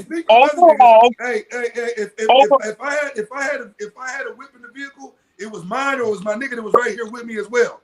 Like, you know what I mean? So I ain't no rent no cars and all that shit. All that fake shit. If you go check my last video, who do you think that Tesla belongs to in that video? And that bitch is paid off. I mean, I would hope it belonged to the nigga that's rapping. Look. This ring. I would $3 grand right here. $3 grand right here on the ring. That's just this ring. $3 grand on that. 2 on this one. I didn't say my videos are cat. I said they're entertainment. Yeah, a lot of these hoes in these videos is not the artist. He's not going home with money. A lot of that money is trap money. A lot of that money is trap money. It's entertainment. Y'all better do the math. That nigga got 16 rings on too. It's trap money in these videos. It's borrowed cars, borrowed lowriders in these videos. That's the entertainment part. Y'all took it personally serious. What you're doing? No. I'm just because there's a level of reality and then there's a level of perception. We know every house that these niggas be in don't be their house. We know every car these niggas got don't be their car. We understand that. All the guns in those videos are real and belong to them niggas. All those guns. Once again, I can't speak on what no other niggas is doing, but evidently you can't agree.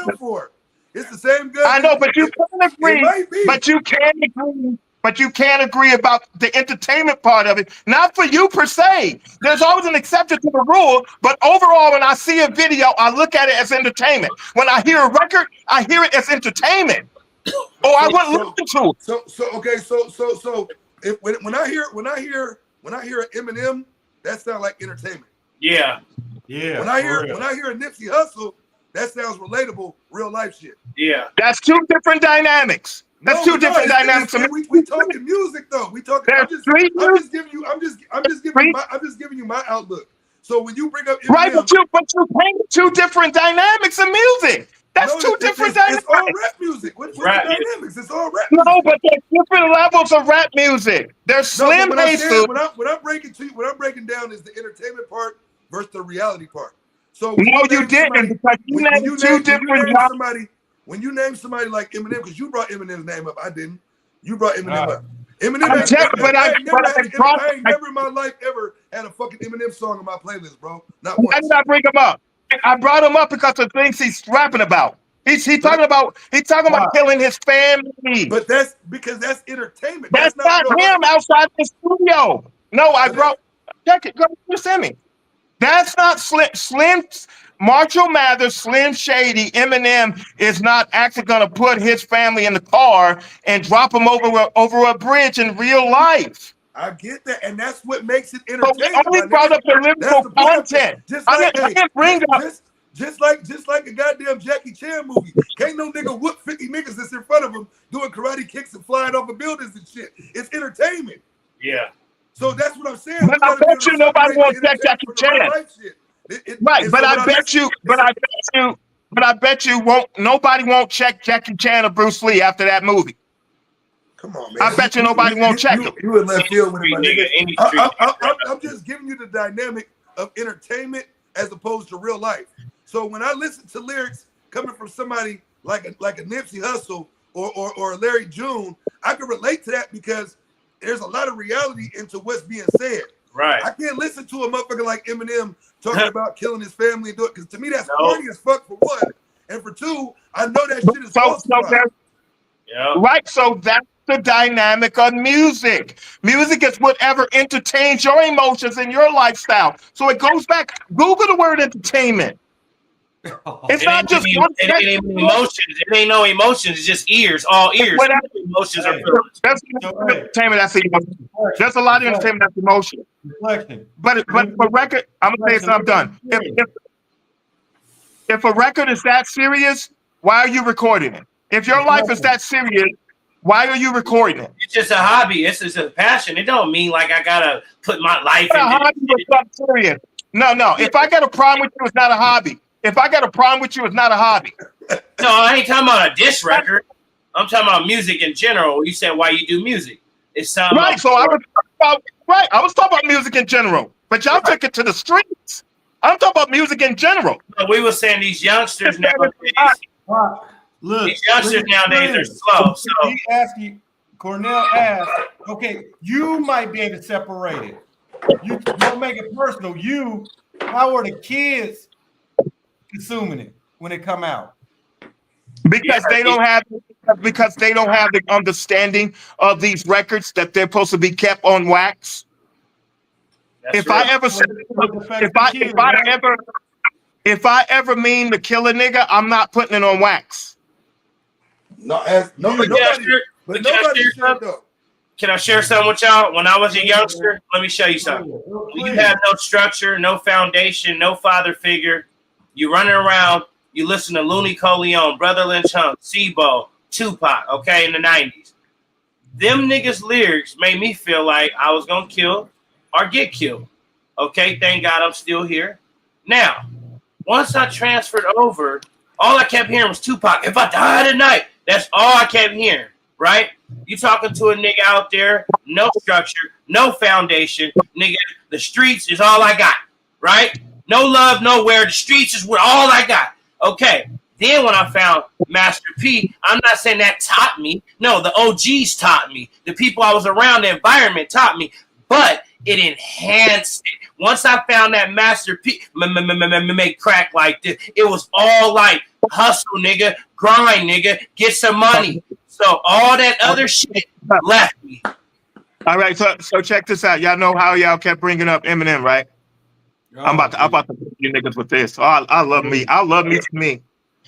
What do you niggas got to say about MC Hammer when niggas tried to play him in them silver baggy parachute pants? What'd they say about MC Hammer behind the scenes? He ain't playing. He ain't gonna play. Just because I listen to MC Hammer, you gonna play me because I'm not listening to NWA? Nah, but nigga, Hammer really. MC Hammer was beating the break off niggas. Yeah, MC Hammer really from the town, though, my nigga. He's from Oakland, so the I know, but if I told you I was listening to MC Hammer before you knew his gangster, you would have put him in the same category of any other weak artist. Just because he wasn't street. Y'all took it street. Nigga, I liked the MC Hammer back in the days, nigga. A lot of people thought he was pussy. He had talent. Pussy. Why? But did I look at him like he was gangster? No. Entertainment. You judged him in them 1,000 dancers he had behind him. He knew then entertainment, but he handled his business in the scenes. So how's it that I say entertainment and you niggas street gun me? But MC Hammer knew entertainment back then, but nobody checked him outside of that. Well, he was making the kind of music he was making too. You got to think. Yeah, he wasn't making. Okay, let me touch on that. I'm gonna give you two answers to that. For one, MC Hammer wasn't making no music where somebody was gonna hold him accountable for the lyrics that he was making. For one, you haven't heard my. Hold on. That's for one, and then for two, to bounce back off what you originally said, outside the music, MC Hammer was a different nigga than the shit that we were seeing on TV. Yeah. He really from East Oakland, nigga. Really got niggas around him that's gonna do something. But there's a lot of people. So that's different. You can't really use that as an example. A lot of people didn't know that. And so a lot of people didn't know he was getting busy in the streets. Let's be honest. But that's people that's not in tune to what's really going on. If you know, if you know anybody with that upbringing that's from East Oakland, 95% of niggas from East Oakland They know. got some type of ties or affiliation, bro. Yeah, they know already. It ain't no way around that shit. But we're talking about you guys came at me because I used the word entertainment. MC Hammer wasn't doing street on stage. You said he was a gangster behind the mic, right? You said he was a gangster in the streets, right? Why was he doing watered down entertainment on stage? Why was he doing on stage? industry music, man? He wasn't doing street music. So why isn't he doing street then? Why wasn't he doing street? If he was street, why wasn't he doing street? He was getting don't paid have to to be do an street. entertainer. He didn't have to do street. He wanted to entertain. I don't have to do street. I can entertain all the fuck I want. I ain't gotta do street. That's true. I can entertain. But is that saying I'm not street? Benz know about me. Freddie know how I move. I can't. That nigga think about me.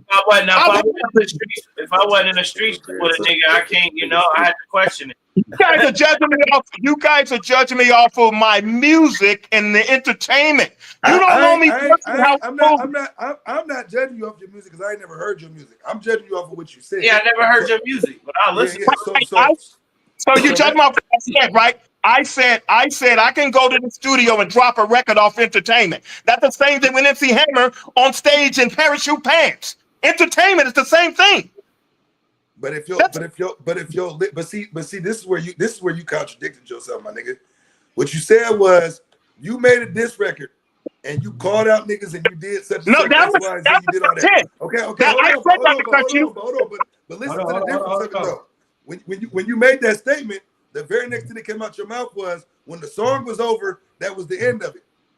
It was nothing else, there was no spillover from that. It wasn't putting. So when you made that song, whether you thought it was for entertainment purposes or not, you put yourself in a position. Let me say your piece. Let me say my piece. When you made that song, you put yourself in a position to have to answer to the streets. Yeah.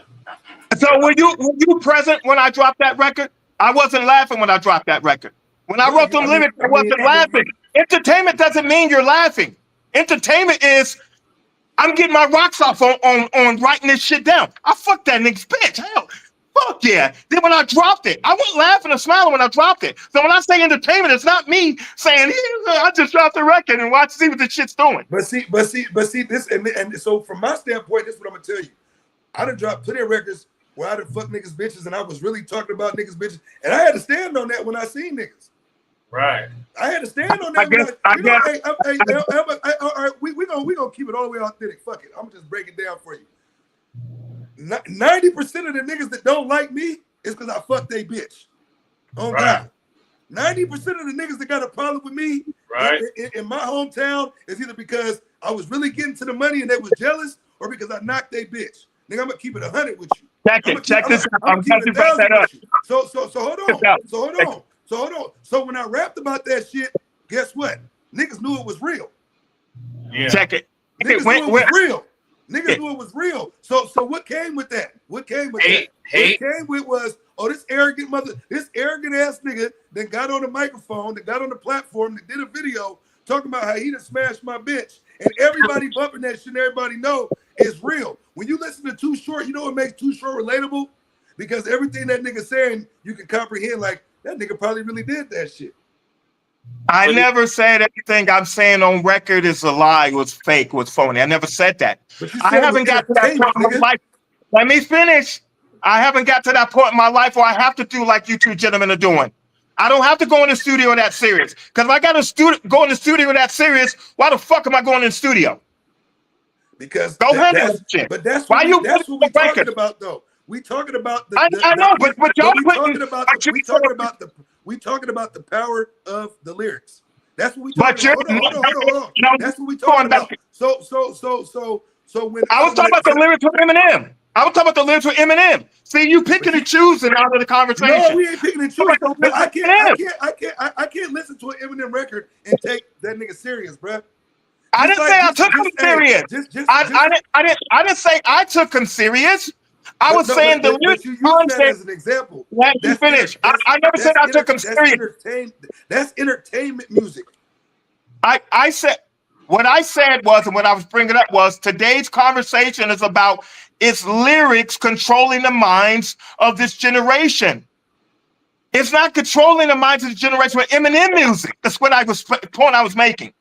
Because they don't take him serious with that, but they will take you serious because that's what you're actually living and moving because you're stating that. Eminem never stated he's living and moving like that ever.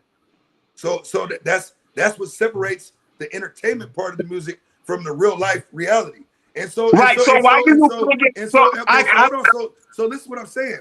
So the outcome of reality rap is niggas is getting murdered, niggas is going to jail, niggas is getting indicted, niggas is catching RICOs. Listen to what I'm saying to you though. So when the reality music kick in, there's an aftermath, there's an after effect to that. I don't gangbang. I don't gang. Young black kids, hold on. But kids that look, kids that look like me and you, kids that look like me and you is out here dying in the streets every single day behind. So you gotta ask them how they living. Why is that happening? Because they're not moving. They're not moving off of entertainment, my nigga. Right. So that's them. That's their lifestyle. That's not mine. That's not my lifestyle. I'm not that nigga that's on the block and on the corner. That's their lifestyle. That's not mine. So you never was? You never was on the block or the corner? Never. That was your lifestyle? Ever. Well, guess what? That's what we might have conflict of interest because I was. So you may never understand. I know, but what gives you the right to tell me what I can or can not? I got sharper than cats that wasn't on the block, had degrees. I got sharper than all them. Real fast. But what gives you the right to tell me I can't musically express myself if I'm not taunting you? I didn't say that. But see, this is where the line comes in at. This where the discrepancy comes in at. If you talking about some shit that you're not doing, nigga, you're not real. I didn't say I wasn't. But I didn't say I wasn't. So that's what I'm saying. So if there's no reality, if there's no reality to your music, then nigga, it's all fabricated. Where did you get where I said there's no reality to my music? It's not your reality. Just because I don't have ops out here, that don't mean I don't have my own reality. You go ahead. If that's your gangster lifestyle, my nigga, handle that gangster lifestyle. That's the lower tier. That's the lower tier lifestyle. That ain't what we talking about. Don't tell me I can't do music. Don't tell me I can't do music because it ain't gangster. Don't tell me I can't do music because maybe I want to Slick Rick story. So what was Slick Rick story? The point that I'm trying to make is there's reality music and there's entertainment music. Yeah. There's also that when I go watch a movie, I go for entertainment, no matter how real that movie can be. Crash. There's a difference between a movie and a goddamn documentary. Nigga, documentary is made for real life purposes. I didn't say a documentary. I didn't say a documentary. You said that. No, but I'm saying a movie is entertainment. A documentary is real fucking life. Am I right or wrong? So Scarface, obviously you knew that was entertainment, right? Yeah, Scarface was entertainment. But they did move like that. The mob did move like that though. Yeah, but he didn't. So that shit wasn't a documentary. It wasn't a documentary. Scarface was a fabricated movie about some real life shit, bro. There's a difference. Now Narcos is basically a documentary that they put in the movie form about some real life shit that took place. Everybody know Pablo Escobar was a real motherfucker. Everybody knows that. But he didn't do. But who did the killing for him? JJ. He made his name off of other people. He made his name off of other people. That's not a real nigga in the street moving like that. But it's documented though. That's what I'm trying to. There's a difference between what's really going on. It's fabricated for entertainment purposes. There's nobody that ever did my business for me. I did it myself. All right. I need to take credit for what I needed handled. I did it myself. That nigga that you just named, 90% of the murders, somebody else did it for him. But that shit was real life. What kind of credit he get? That shit was real life though. That's what I'm saying. Right. We What knew, kind of credit? we knew when you watch it. You're respecting him. You're not respecting, as they say, the shooter. You're respecting the non-shooter that told the shooter. No, So why are you respecting? I'm respecting the reality of that shit comes from something that wasn't fabricated. I know, but you real life thought, shit. but you put them bodies on him. He put them bodies wasn't on him. Some niggas, it's some people that rather watch the Avengers, and it's people that rather watch a real life docuseries, nigga. I'm not an Avengers watcher. I don't watch the Avengers, nigga. I want to know the meat of the real story, nigga. I want to know what really took place. With me, if my life is that serious, the studio be the last thing I'd be worried about going to. I need to get I need to figure out this is where my life really is at. Then I don't have time to drop no music. I'm really out here in the field. I'm not dropping because what I'm dropping records for. I don't need to tell another gangster to handle his business in the streets on a record. I'm not going in the booth. We went from what the kids feel like till we made it personal about what a grown nigga do and what a grown nigga think. Because I brought up entertainment, and then I had to bring out the reality of MC Hammer was entertainment, and you guys proved my point because you said he was handling his business in the streets, but he was entertainment on stage. But what is the kids thinking? We went so far gone. It depends. I Uh-huh. touched on that when they came on. They came on the panel late, Vince. We touched on that. The kids are not being raised to think right on that. I've always knew as a kid, that's music. Leave it there. I knew that because my parents. But that's not the reality. That's not reality. Every kid in the hood, though, it's not. I told you that's not the reality. Right now. I'm not saying it's the reality, but the fact still remains. That reality wouldn't exist if the parents was doing their job. You wouldn't have to sit there and go in the studio and do selective music because the weak mind is listening to it. I wasn't a weak mind. Cornell said MC Hammer music still made everybody feel a certain way. Like dancing. Maybe not in a negative way, but MC Hammer made all you motherfuckers as kids feel like y'all can dance. Yeah. That's entertainment. That's entertainment. But it still made you feel a certain way though, as a kid. Y'all made it street. But entertainment, y'all made it street because I used the word entertainment. How's it that y'all co-signed MC Hammer's street credibility, but he was on stage in parachute pants? So would y'all get on stage in parachute pants and you say you moving like that? That was the style back then. That was the style though. That shit was fly back then. I ain't gonna lie. But what would make him comfortable as a gangster he was to do that? For entertainment. He can do it. Real gangsters can do that. Get in the industry, man. Come on, he wasn't just in the basement rapping from the hood. It was really great in the industry, and that's the kind of music you had to portray and do because anything else wouldn't have worked. It was already Ice-T out. It was already NWA. He couldn't have got in far the further he went. But y'all just said you don't do music that you don't stand on. Why would he do it? We didn't say that. Y'all said you don't do music that you don't stand on. Why would he do entertainment if he's standing on the streets? I just want to bring the music up today. What's going on? Pop, you be bringing me back to stuff, boy. God damn, where we talking about this last time? You don't bring me back to the OJ. You question me about Malcolm X. And bro, I'm about to be 54. So you telling me being all your viewers are you guys' age? Who? So you dumbing down the broad scale like it's not about that. It just ain't fresh in my mind anymore. Because we talking about a lot of your viewers rap 30 years ago is way different than rap today. Yeah. Right, but a lot of different. But I bring in the comparisons though. I bring it in though. I brought in MC Hammer after they clowned me with Eminem. I brought in MC Hammer and they co-signed MC Hammer. So I still bring it full circle. It don't matter the age. Wisdom is there. It doesn't matter the age. The wisdom is still there. We're talking about we're not how music affecting the youth. And then we get all into some Eminem and MC Hammer, which is lyrics. I stay with the lyrics. I stay with the lyrics the whole time.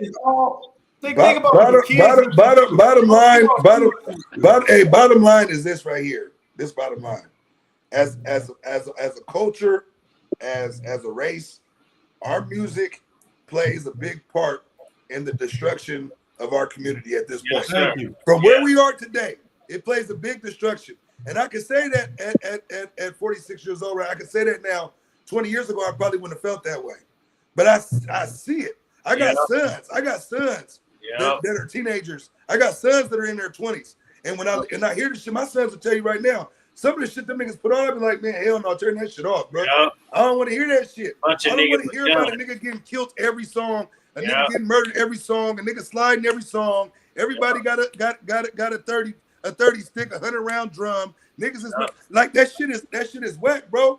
And in your mind, if that's what you're gonna keep recycling, at some point you're gonna either try to make that your reality, or you're gonna put yourself in a position to where that becomes your reality. Yeah. And I understand that now. I understand that because the power of the tongue is very, very detrimental. That shit is vicious. listening to you two gentlemen, I already know the fact of the music that you guys are surrounded by and listen to. My palette of music is not one set genre. I'll listen to country music just as quick as I'll listen to blues. I'll listen to We blues. all listen to different jazz. genres of music, but the topic was about what is rap music doing to the people. I brought that up. In our community, we got kids that are listening to music that only talks about killing their own fucking people. Yeah. You don't get that shit in no other culture's music, bro. No other genre of music besides rap music are we talking about killing everybody, niggas disrespecting the women. That's the parents' fault. That's the parents' fault. I can listen to that music all day and never be fault, nigga. The parents ain't the ones making the music, bro. Yes, it is. My pops was a penitentiary nigga, and when I was living with him when I was in 9th grade, he told me specifically, like, bro, you can't listen to that shit on your way to school because that's where your mind is gonna be at while you trying to learn something. I didn't realize how serious that was until I became an adult and seen how much this music has changed from the shit that we was listening to back then and having black boys. When I say it's it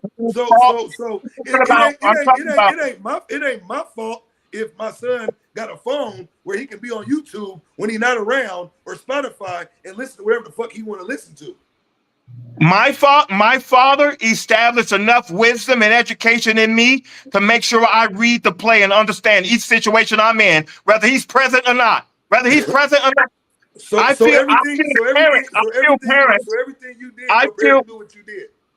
I feel parents need to understand the level of their job. You instill so much in that child at a meticulous and high level fashion that whether you down or not, you're present. Whether you're around him or not, you're present. Whether you're around her or not, they show that with their actions. My kids, they show that with their actions, but it don't got shit to do with what they listening to. My kids show that with their actions. I ain't got no kids in gangs. I got college graduates. I got niggas that's on honor rolls. I got kids that are getting pulled into college right now. So they as much as where my boys could have been influenced by the streets, they daddy did all that shit enough for them to where they understood. Hey, Pop said not to roll like this. We're not gonna roll like this. But that ain't got shit to do. You think they got that knowledge. They got that porn when nobody was around. You didn't watch porn when nobody was around. You didn't listen to Easy, nigga, Dr. Dre. If your people told you not to. Like, come on. But I didn't act up. He already told him. I didn't act off of it. Yeah, he did. I didn't act off of it. I didn't act off of it. I didn't act off of it. You just contradict yourself. You said it's not the parents' fault. But you said you don't have to worry about that with your sons because you instilled it in them. No. What I'm saying is with their actions, they showing with their actions what's been installed in them. But that don't mean that the niggas that don't mean that they ain't still listening to Mozzie, nigga. That don't mean that they still ain't putting on some shit when they not around me that I don't want to hear. They just respect me enough when they're around me to not play this shit. Hey, but as a parent, you instilled enough in them to know right from wrong. You said a couple weeks ago You looked, your uncle or somebody left the porno magazine in the bathroom when you went in the bathroom, and you looked in the magazine and seen the white women in the magazine. And when you went to school, This nigga you started Freddie like the is white stupid. girls because of what you seen in the magazine. So that magazine But had an where- influence but on where's you the sex- based on what but- you watched. And I know Right, your but parents where's didn't the- put a magazine but- in front of you. You but forget where is- one time. But where is the sex after that? I Where's don't know, the- you gotta tell me. You might have. I didn't have sex after that. I didn't pursue sex after that magazine, Vince.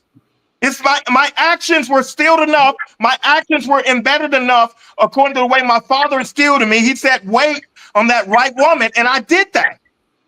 I didn't act off of a porno magazine.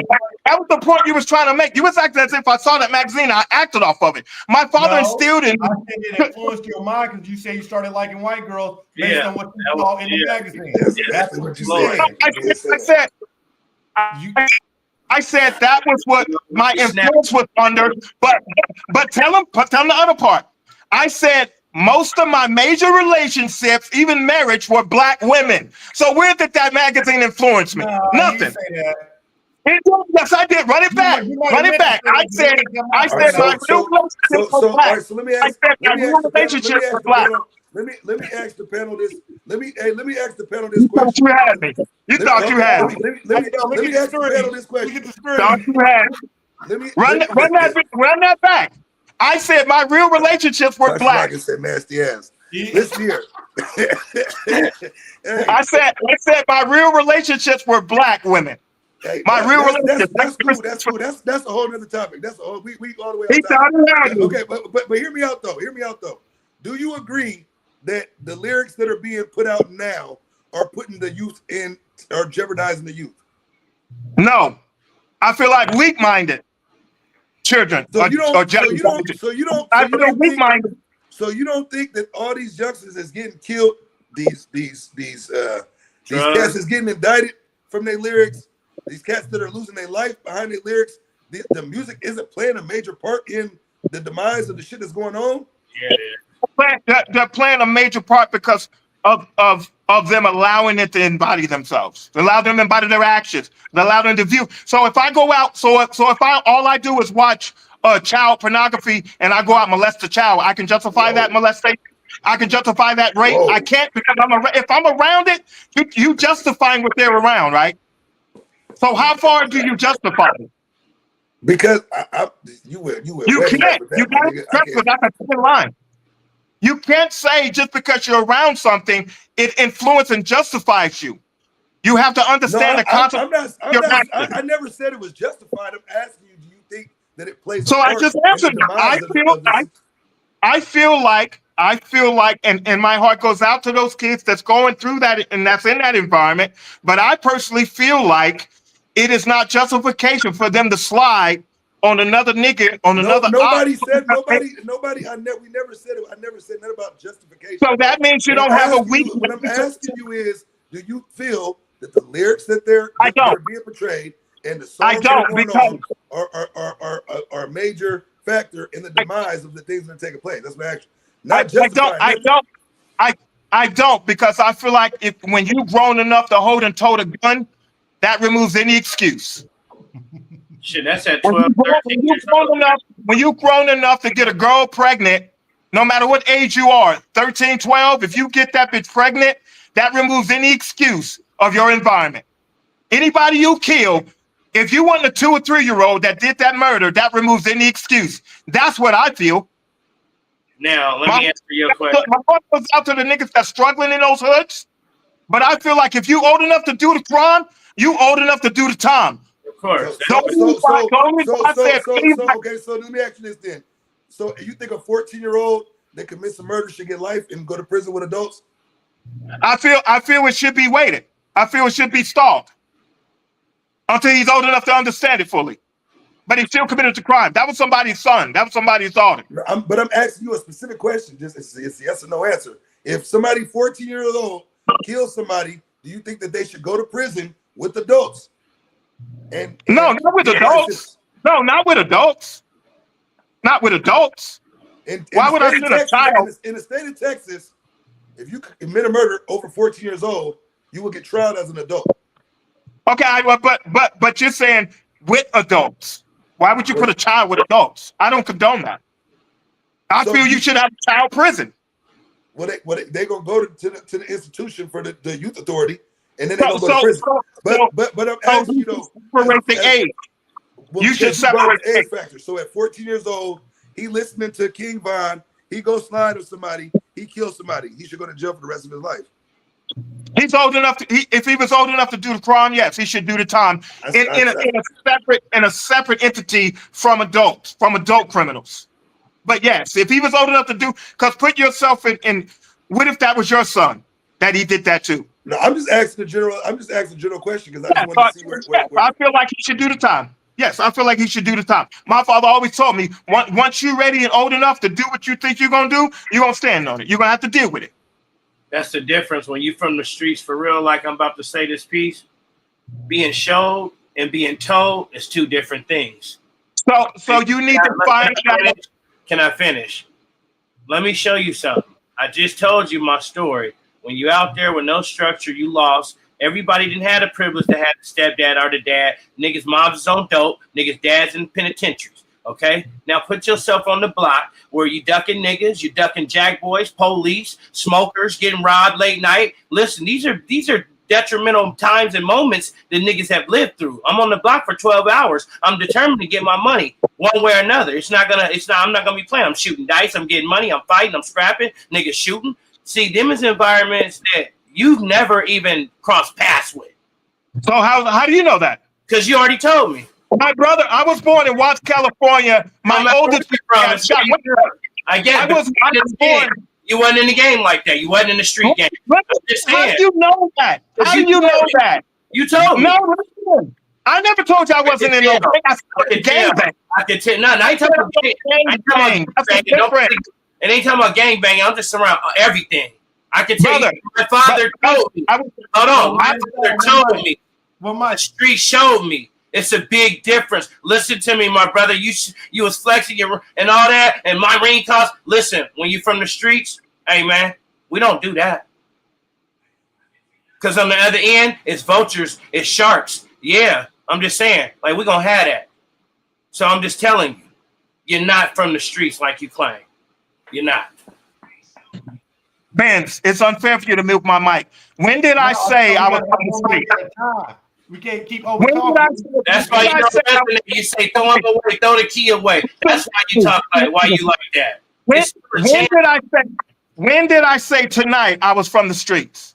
You didn't say. I didn't say you said you was from the streets. You just said it. You said no. I said why you don't resonate with nothing that's coming across your airwaves. That's why. I can tell you're not. You were on them blocks, and I was on many blocks, and I didn't see you on none of them.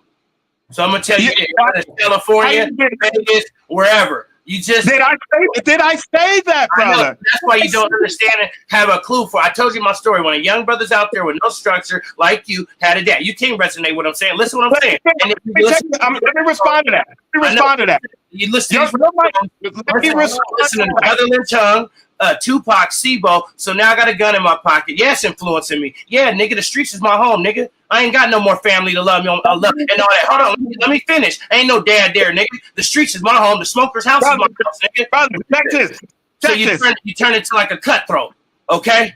Check this. You have to be. You in a cutthroat environment, everything is cutthroat. Right down the middle.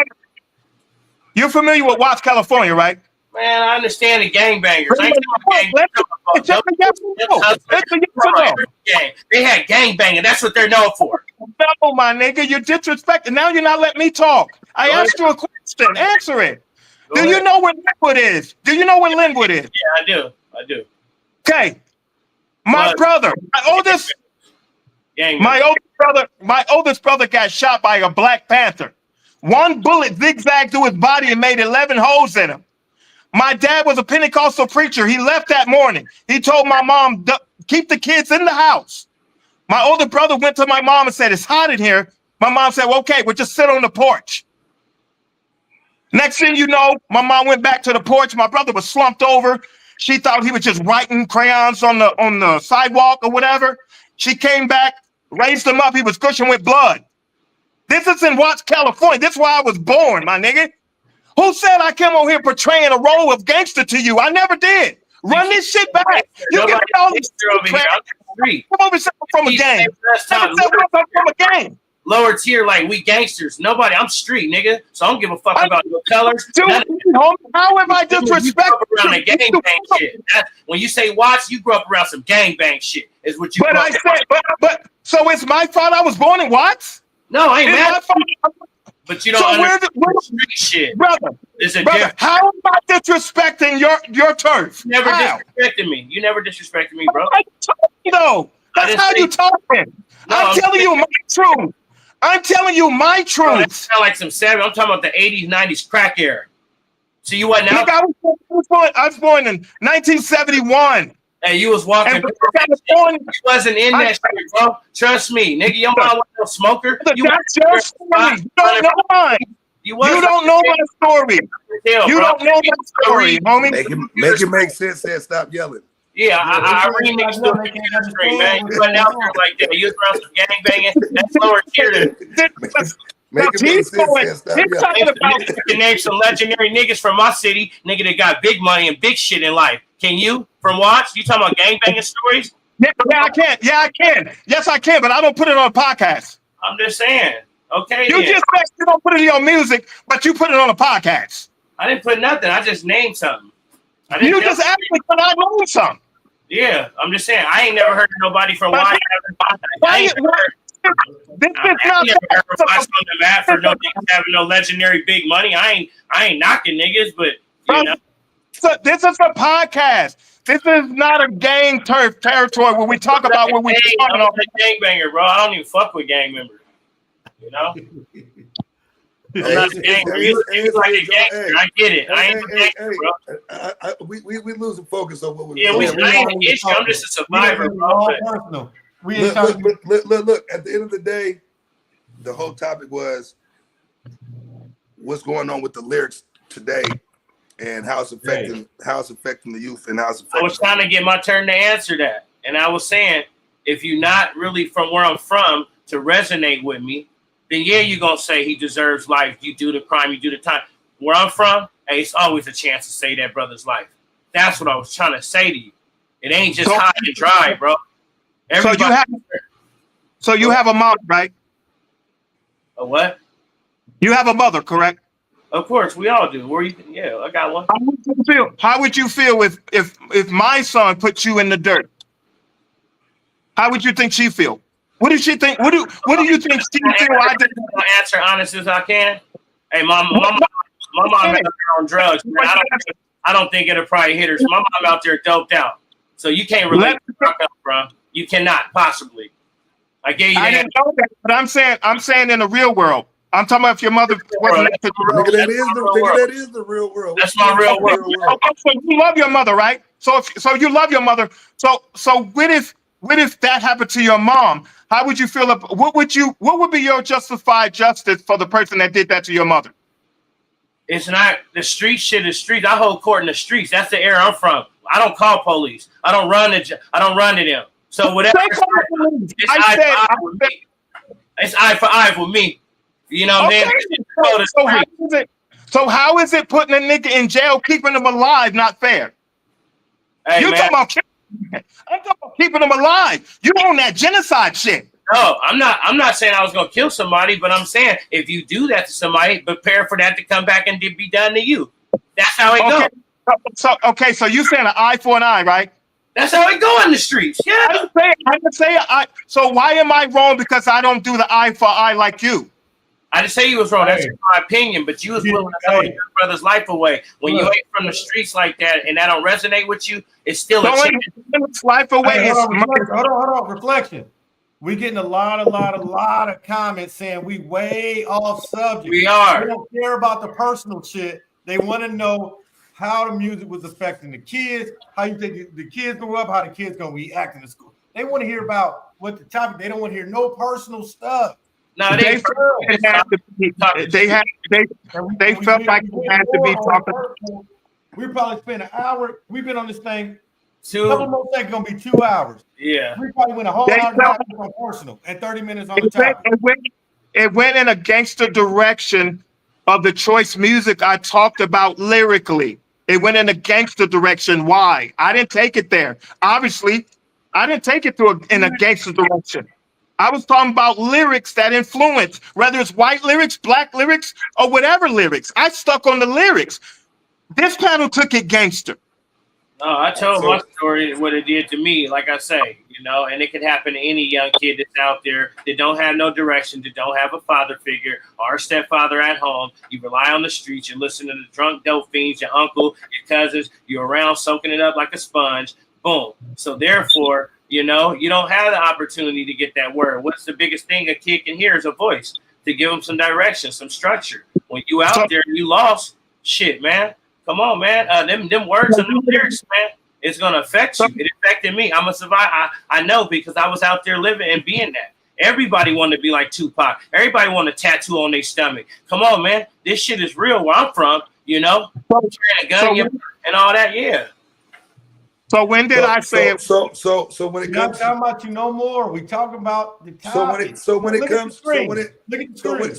hear me out. So when it comes to the fallen soldiers, the Nipseys, the Mo 3s, the Pop Smokes, the King Vons, the brothers that have lost their life behind the reality to the music that they was living and the lyrics that they was living.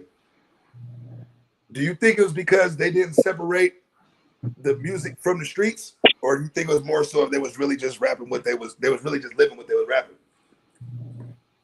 I believe that's a 50-50 response. I believe that music did influence their environment. But I also believe as long as they had a mother, and as we niggas say, we love our moms, we're going to let that be our higher calling and our higher direction to do best and make our mother proud. Because the first thing and the first person we call when they come get us and snatch us up is our mom. Some of us niggas call our dad, but we want our mom. That ain't everything. And if you can focus on somebody that makes you feel alive and that you want to make proud and that love you, and this just comes from me and gotta be off. But I always focus on something positive to get me through every dark night. Every dark night, I always focus on something positive.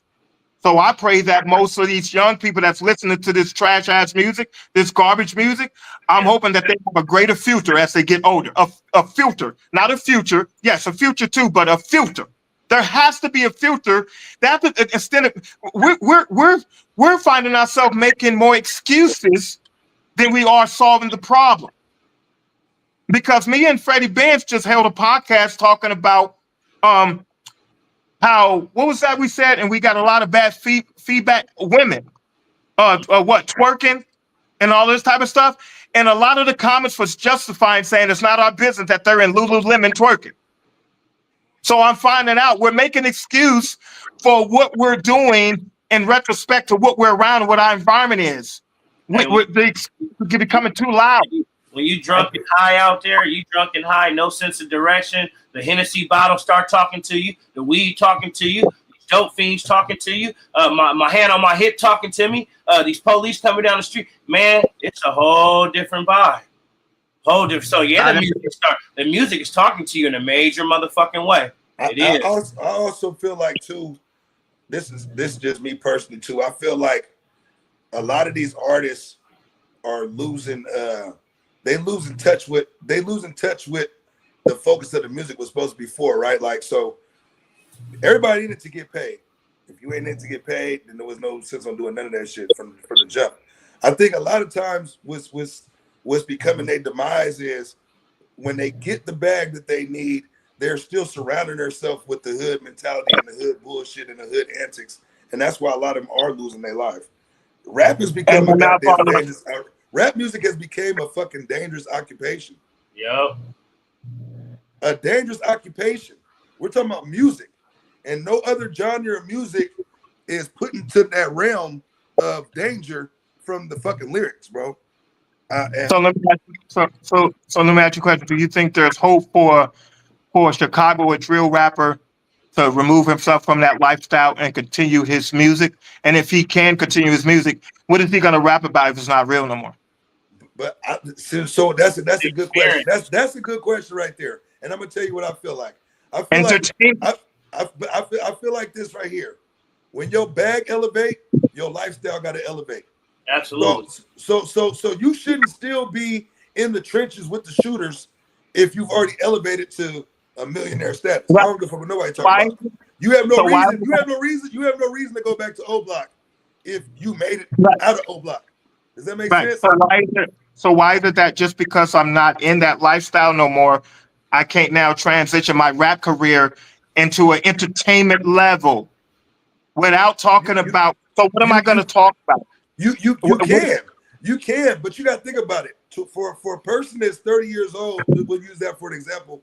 They got 30 years of experience to talk about. That shit ain't gonna end just because they've been removed from the hood for 5 years since they made it and got their bag. But what happens if that person from Chicago goes to one of their concert and make him stand on that? So he can't rap about it if he's not there. But see, that's not the reality. Because the reality is this. When your money grows and your financial situation change, man, the average motherfucker can't get close enough to you for all that. That's niggas making themselves available for that bullshit. Mo 3 was getting a bag. He got killed because he was still fucking with hood chicks, with motherfuckers still in the hood, fucking with hood rats. Like, you supposed to elevate from that. You ain't supposed to still be fucking with Lil Shakrisha and them on the block that you know baby daddy. You know you keep yourself in the realm for that. And that's why I don't want to keep beating up or beating on the Nipsey part of it. But I think Nipsey would still be alive today had he not wanted to keep everything on Christian and Slauson. Now the marathon probably wouldn't have got as much run if he would have did it in Beverly Hills, because the whole authenticity of what it was. The marathon was homegrown, 60s crib neighborhood, Crenshaw and Slauson, and that's where he put his store at. But at the end of the day, staying with the wolves and the hyenas is what got him killed. That was his demise. That was his demise, bro. So for the musical artists, for the musical listeners that are listening, and let's say some of the hood niggas that are listening, how are you going to be able to separate? You're out of the hood now, and you have this hunger to write. Now, you said they have history of records that they can continue to eat off of. Mm-hmm. No. What I'm saying is they got a life 30 years of life experience that they can still write about. But not only that, though, as your lifestyle change, I believe your music should change as well too. So now I believe your music should change too. It don't gotta necessarily be to a level of disbelief, but if you're not moving accordingly like you was, then the shit that you should be rapping about is about the lifestyle you live now. If a motherfucker can tell you about how they just copped a new Rolls Royce and they was at such and such club and doing all that, that's fine. Talking about real life relationships, how they lost somebody that meant something to them, that don't mean that you still got to be moving accordingly like you was when you were still trapping or when you were still in the trap. My whole point is, when you elevate financially, it should take you out of the realm of the lower level living and thinking. Yeah. So that's what I've done. That's what my music is. That's what I've done. I talk about what my family went through. I talk about me riding on the bike, picking up beer cans on the side of the road because that's all I had. I talk about sleeping on the streets of New York City, which I did. That's my music. But it didn't resonate with y'all because you're from a different era. But what makes me wrong? What makes that wrong? That you guys can't relate with my lifestyle music because it's not street. No, you ain't wrong. You said it was other people taking it back. You just did it again. You keep we're talking about music. We're talking about music. At what point did you talk about a kid yet? Tell me what point through the podcast did you talk about a kid yet? I said music. I could name 10 times when you talked about yourself. Tell me when you talked about a kid in the music. What do you mean a kid? I said myself. What are you talking about a kid for? I'm not talking about you. You grown man. Remember musically. I said myself musically, Vance. I just said musically. About you musically. We talking about Music So I today, can't talk not about my your music. music, not your music, not his music, not his music. I said music today was being played. How is it affecting the youth? I just wanted you to answer that. In your opinion, do you think this type of music is that all they're hearing? Is you kept Ben, going back to you? you have to piggyback off of your personal experiences But you musically. went over an hour and a half. It's okay if you want to No, dive in me, for a little not bit me. and get back on it. Your We personal did, not experience, me. you said your personal experience is what this Musically, said. Ben. Reflection. This is what you Musically. said. Reflection. This is what you said. My personal experience is I wasn't weak-minded to fall into that. Musically. So there's your personal experience right there. Then it's done. Then you get back to the topic. Ben, so if I don't have personal experience with something, I would never talk about it. Your personal experience was you wasn't weak-minded and music didn't influence you like that. That's what you said. So he just asked, I just asked him a question. I said, how do you translate that into your music? And he gave me a perfect response to that. I know, He said, but this is what I'm saying to you is we got so far off the topic going into us as adults. We ain't the subject. The subject of the topic is the youth. What is the music today? How's it affecting the youth? Not you, not me, not nothing. We already old now. You know what I mean? Hey, old me outliving dummies. So don't, hey man, hold on. Old me outliving dummies, man. He talking about. You know what I mean? What I'm saying. Shit. Then you take it back to Kumo D and stuff. You know what I mean? This thing is stupid, man. Hey, maybe It's affecting them a lot because they talk about doing drugs always. See, in our days, they talked about getting money off of drugs. Now they talk about doing them. So now these niggas people are fighting demons. These are kids are fighting demons. They're dope fiends, man. We would never do that, especially niggas on the block like myself. You know, your mama's on dope. Everybody see it. They know it. Man, I ain't never been on a drug in my life other than weed and energy and money. You know what I'm talking about? So I'm just saying now they're fighting demons on a level of if they saying it on this Juice WRLD song, they want to put something in their cup, some codeine, take some motherfucking them pills they be taking. You know, perks and shit. Yeah, man, come on, man. In our days, like, man, get that shit out of my face, nigga. I only smoke weed, nigga, and serve plugs, nigga. The fuck you trying to give me, nigga? I don't do that.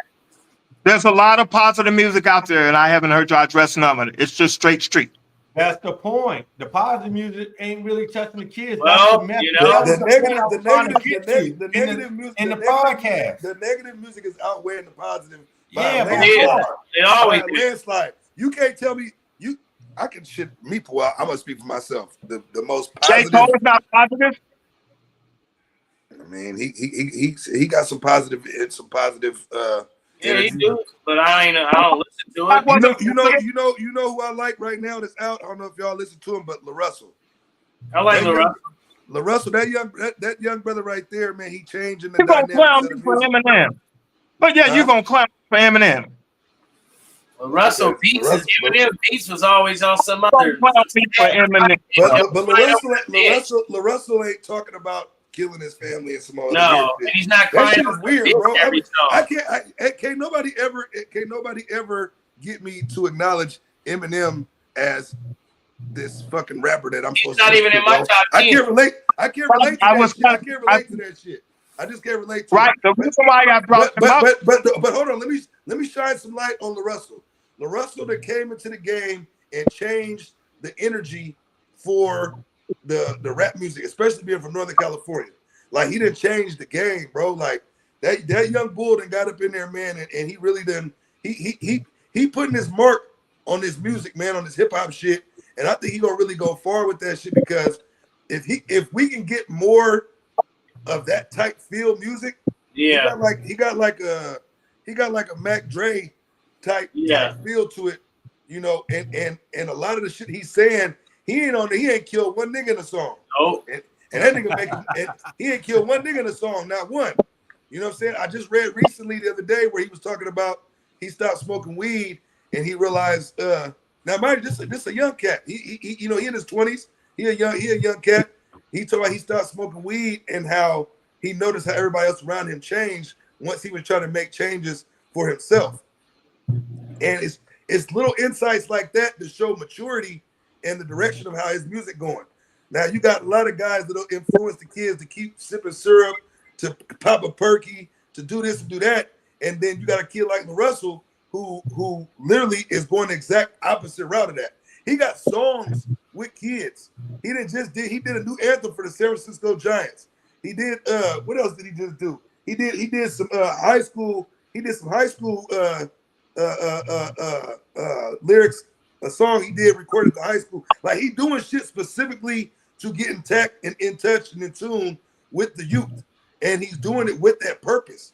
So he could have been, he got lyrics. He could have used them lyrics to talk about sliding on niggas and being from the crest or whatever and doing this and that and other and representing and glorifying bullshit, but that ain't what he chose to do with it. And he making an impact. I don't know if any of y'all got a chance to listen to him, any of the viewers, y'all go pull up the Russell, man. He hard, man. He hard, and his music is feel-good music.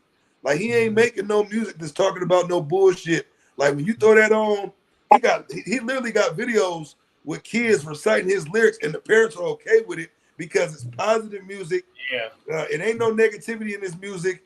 I like what that young brother's doing, man. I really do. I really like what that young brother's doing, man. If y'all get a chance, we need more Russell from the Bay Area. He from Vallejo. Yeah, we need more young brothers like that. That good feel good music out here, you know. And about 99.9 of them, of course, they listen to something different with the guns in their hand and all that. And to me, I feel like, when they be portraying that, that's broke nigga shit. You know what I'm saying? That ain't hustle, grind nigga shit. Niggas with guns and ready to go out and crash out and kill niggas. This niggas who ain't getting no money. That's niggas who in the way. You know what I'm saying? That's why you got a gun in your hand and a gun in your waist. You in it for the stripes and the views and the likes. You know what I'm talking about? You're not in it for longevity. You're not in it to have a real bag. You're a crash out dummy. And that's what's going on nowadays. It's more crash out dummies than it ever was. Because back, coming up from our era, it was a lot of cats who knew that they had to project their future from right then and sculpt it and mold it to be something and not be like these crash test dummies. So, that's why a lot of us now, we got it together. It seemed like us on this podcast, we pretty much got it together. They're trying to get there, but now we was in a leaking broke stage. But now it's just in chains that the broke niggas are shooting up everybody. They're not trying to get no money. So it's a trip. When we was coming up, it was like, I'm broke, but I'm trying to come up. So now it's just like everybody, it's just this mentality of, it's kind of like a broken rinky-dink ass mentality. Nobody's really chasing the bag or the music. They're not projecting that because if 99 niggas heard one song, then the 100 nigga, at least all 99 of us will pick up on that. Like we trying to get some money and be cool and be grown and have no business. That ain't the projection out here nowadays. It's all the broke nigga shit. It's coming to the front line now. It's like shoot up everything. That's niggas who causing trouble. You ain't getting no money. It's the difference between broke and poor. It's class. It's class. And so most niggas are broke in their 20s. I was broke in my 20s. Everybody on this panel, unless you niggas come from a silver spoon in your mouth, but I was broke trying to come up in my 20s, 22, 24. Yeah, I was leaking. So, but I wasn't on no violent shit. And it's about your raising. Who raised these niggas? Yeah, because like I was saying earlier, they raising themselves. Yeah, and there it is. They raising themselves, bro. At least and so that's where a lot of the music play a bigger part because they're being left to fend for themselves, being fed a script from something that they got unlimited access to, bro. Right. Like, you know what I'm saying? Like, think about it. That's unlimited access to a script that's negative. You know what I mean? So, right. I just hope that we get more positive influences. That'll help these kids start looking in different directions, man. And help building their minds, taking them in a different direction. You know what I'm saying? So we don't create another generation of losers. Or another generation of people that don't respect life. That's it right there. The cycle continues. Yeah, Pop. That's it right there, man. That boy went for a wreck. I ain't never seen him this quiet right here, boy. Ain't he listening to you? You have. Now you have. How you always cap on the show, man? I didn't try to get you a compliment. God. You trying to get me with the white girl porn magazine. I told you most of my he got one to the camera too. I was trying to get a boy a collar. A nigga give you what you want and then you cap on the quietness. That nigga said like this for 15 minutes and came back. Like, surprise, nigga. Because if you get your mic muted all the time, what would you do? You stop talking. Man, no, that wasn't happening. I think you just got tired, man. Yo, No, I didn't get tired. No, I didn't. I gave you what you wanted. This gonna be my signal to you from now on. When I go back like this, just make sure you put that mask on. We'll be all right there. Hey, it's been 2 hours and 20 minutes. So I know it's late where you at, boy. I know it's past midnight. So we out here, man. Reflection, 80, and damn, Drip. Yes, I sir. appreciate y'all coming on tonight, man. The shit was cool. It was fun, man. We came from different angles on that. You know what I mean? I do want to touch back on some of the shit you was talking about, the reflection on. But maybe we'll take the you part out of it. We'll talk on even responsibility of adults that's putting the music out. You know what I mean? And stuff like that.